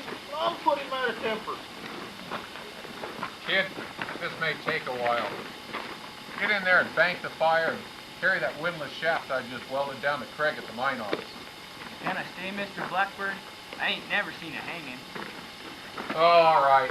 Bank the fire and come on back then. Yes, sir. This ain't supposed to be a real hanging. We're just going to throw a scare into him. The rope is all ready. Somebody better get Arkansas. Now let's go with the Silver Dollar and talk to him. Well, he ain't over to his saloon. He's sitting over there at the Grant House eating a piece of pie. I just seen him through the window. You mean he managed to talk Mrs. Marble out of a piece of pie between meals? I tried that one time, and she liked to bit my head off. Now that just goes to prove we're doing the right thing. Any man that's such a smooth talker is just too charming to be trusted around our women. There he come now, out the door. Come on. Watch it. He carries his hog leg inside his pants. Hey there, Arkansas. I'm going to talk with you. What about? Arkansas, we got something very important we want to say to you. I don't know if I want to talk to you, sir. Old man's house. Well, you're going to listen to what we have to say, whether you like it or not. Like hell I.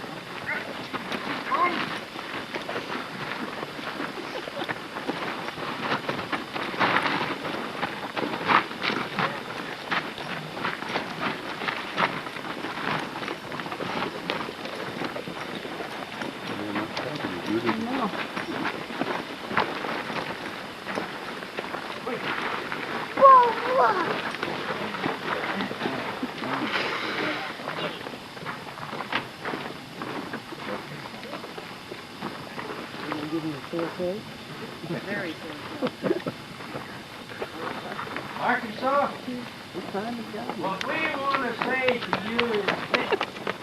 You've been visiting with Mrs. Martin. We've all seen you, and it's got to be a scandal and a shame. We want you to leave. Get out of town. Is that what this is all about? I don't go visit no woman unless she invites me. Besides, maybe we're in love. That don't make no difference.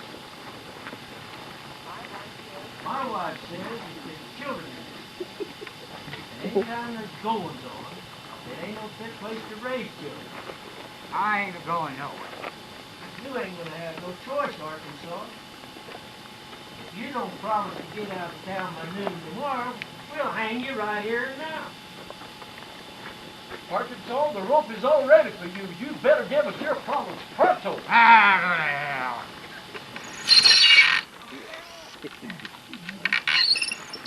What do you say now, Arkansas? Ready to leave town? I won't leave town. Okay. No. God, look how his face turned all purple. Brass-faced Allen Ranger. Stinking coward. Ganging up on him there. You two over there. Knows right by them window peeping, gossiping old biddies of yours. The rest of you never could get a woman unless you paid for her. You blackburners, damn markers, they charge double. Bunch of yellow bellies. Haul him up again. Maybe this'll teach him not to be so almighty insulting. It appears he's not learned his lesson at all. I'm all right. Don't tie him up, dude. Let's give him one more chance. Kid, run and get some water to throw. Yes, sir.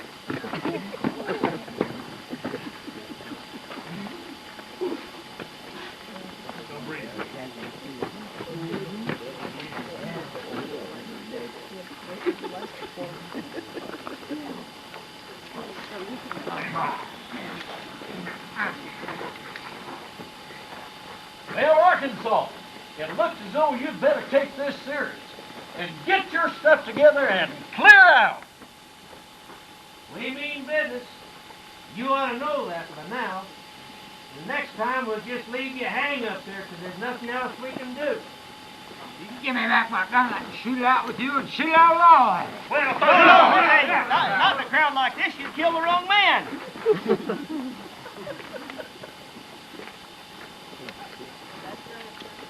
Well, that's your answer, Arkansas. I guess there's nothing else we can do. Hey, fellas, wait up there. Boys, I've been watching. I think you're going about this all wrong. Arkansas here is a good man. That woman, she ain't nothing but a troublemaker.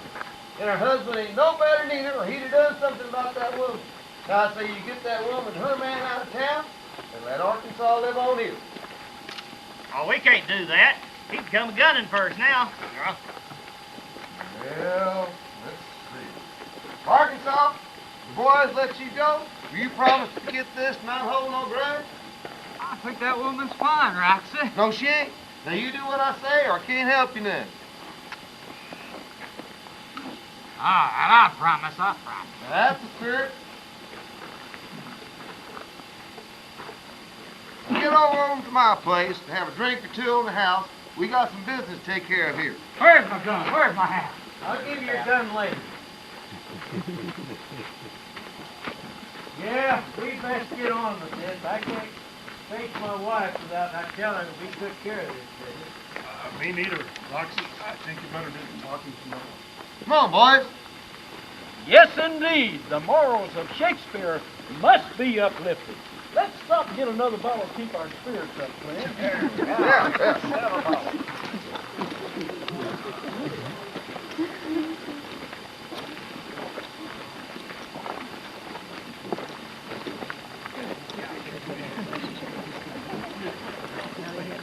No one knows exactly what was said to the frightened woman who cautiously answered the door of her house that evening. But the next morning, a wagon piled high with household goods left town with Mr. Rankin driving, and Mrs. Rankin, veil pulled tightly over her face, sitting beside her. Arkansas was true to his promise. He didn't hold any grudge, and didn't go gunning for his tormentors. However, it may be that he didn't feel quite as friendly toward the men of Shakespeare after that. He moved his Silver Dollar Saloon down to Lordsburg and soon was prospering again. He found a nice lady, a widow, and they were married.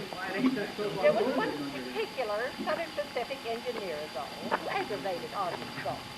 He bought drinks on credit and then refused to pay his bill. He owed Arkansas 4 bits and there seemed no way to collect. Arkansas, a man who believed in paying his debts, was irate. The darn engineer even took to staying on his train and not even getting off when passing through Lordsburg. One day, when the fellow was sitting in the cab of his train, waiting for it to be watered, Arkansas climbed aboard with his trusty pistol and held up the train until that no good cheap so-and-so paid up. Arkansas considered this merely the legitimate collection of a debt. But the railroad, in a narrow-minded fashion, considered it interference with the U.S. mail. Arkansas. Yeah, well, I'll try. I'll try. Take that faster. Yeah. Double.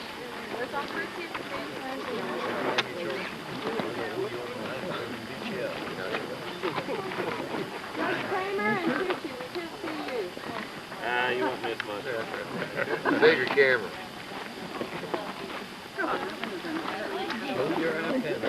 One more. One's free, two's $5. That's right. Thank you.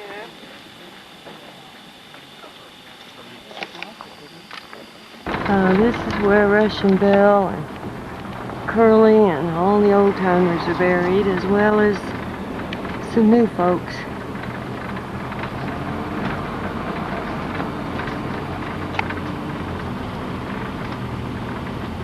Those folks did a tour.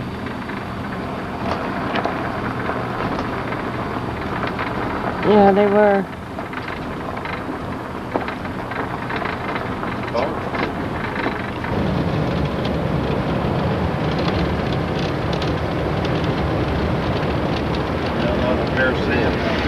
Five helicopters.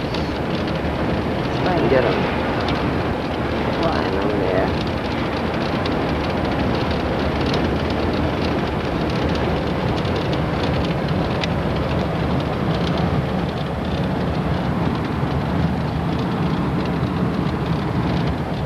We're on I-10 west, a few miles west of Steins, ghost town.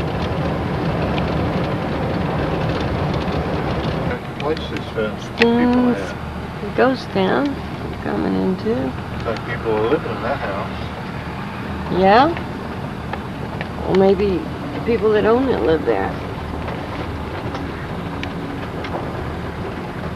It says, welcome to Steins. Steins, Shakespeare. New Mexico Railroad You ghost get the town. train in front of you here. Where? We got a train coming? Oh, here comes the train. Two of them. One, they're meeting right here.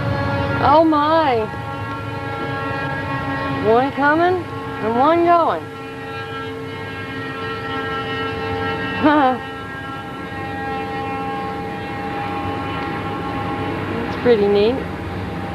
Looks like they're hauling cars, new cars. Yeah, it does look like cars.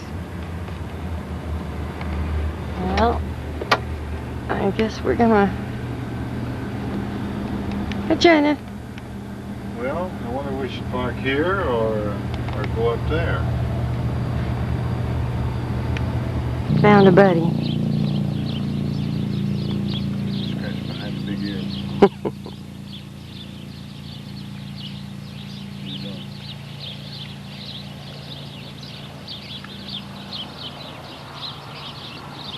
Licking my hand now.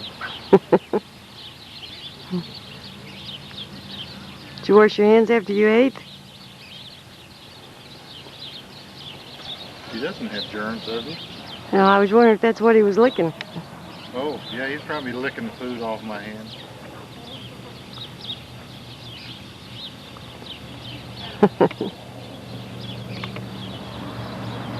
The chickens. There's chickens.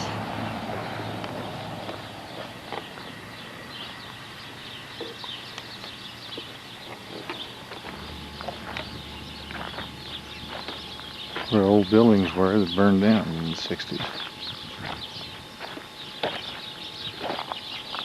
Wouldn't have been a very comfortable way to travel.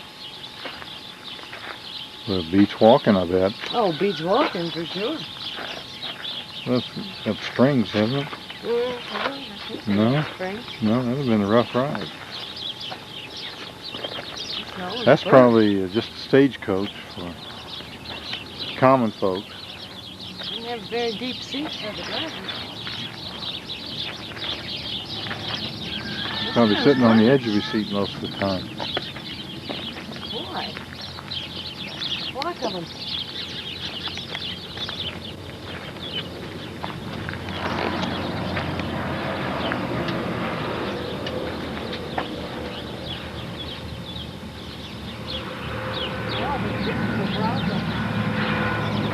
What?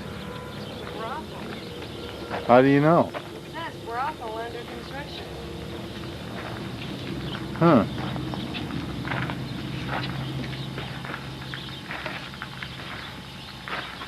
Sounds like this ghost town we should see another year or two from now.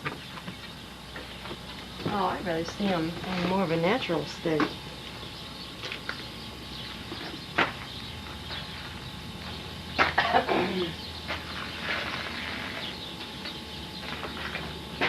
More of a storage room now. Some little chairs. There wasn't much privacy here if it was a brothel, just two big rooms. You probably didn't Only take them care one about at privacy. take them one at a time.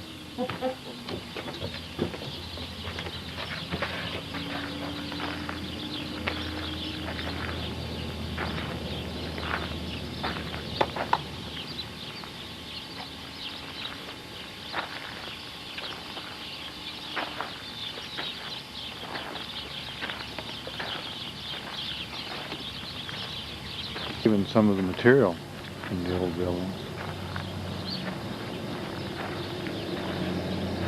A lot of birds out here. In fact, that's a body from an old Model T. This must have been a chuck wagon. Well, it's got rubber tires. That wasn't from the old days.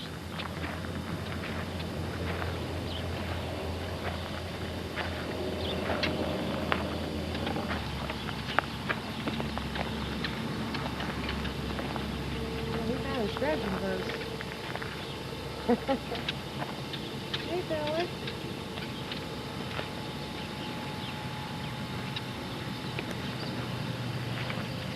Why are you laying in the sun? Old international truck. Why are you laying in the sun? You need to get in the sun. No, this is my sun.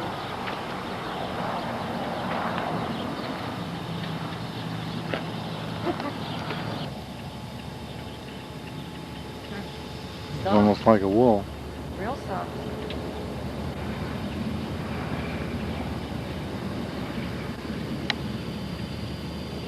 Old 6-cylinder engine.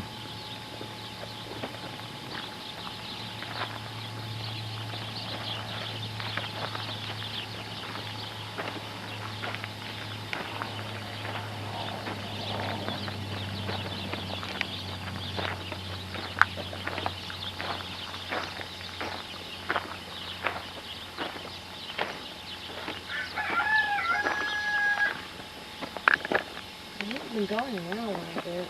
Yeah.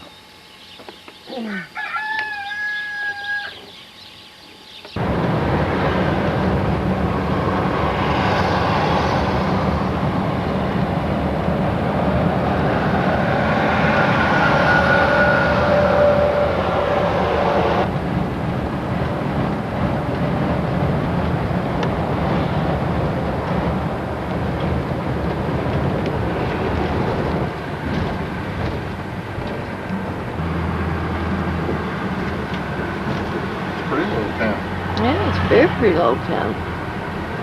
Cleaner looking self-setting. Oh, I didn't like that. There's Grandma's attic over there.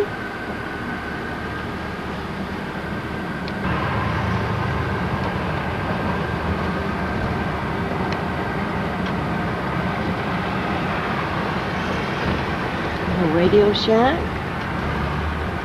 Hallmark store.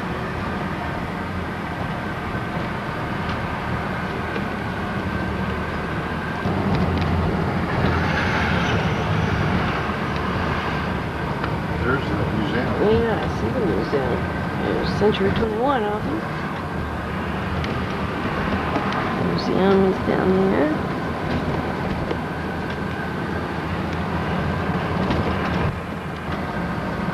I think we saw an apple on that other street. Yeah, there was an apple. 78 degrees. It's pretty warm. Yeah, late October. And it'll be probably 35 to 38 tonight. Yeah. County Courthouse over there. City Square.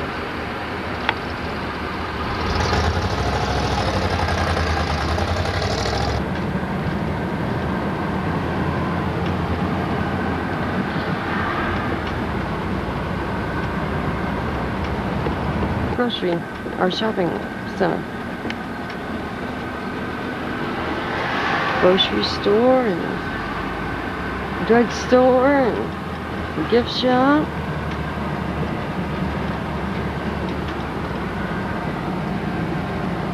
There's the tack. Feed store. Oh, Maybe when we come back,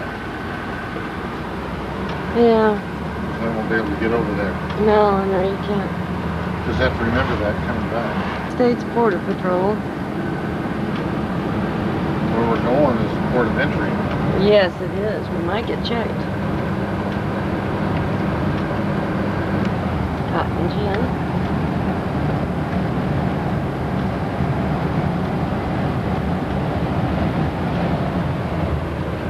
This is where we got our rocks. Agates. Geodes. Saucer we saw the other day. Balloon. We'll probably be able to see it. Won't it? Right. Melons. Like an awful lot of them are going to spoil. We just passed a pumpkin grove and I didn't get that one. There's chili peppers.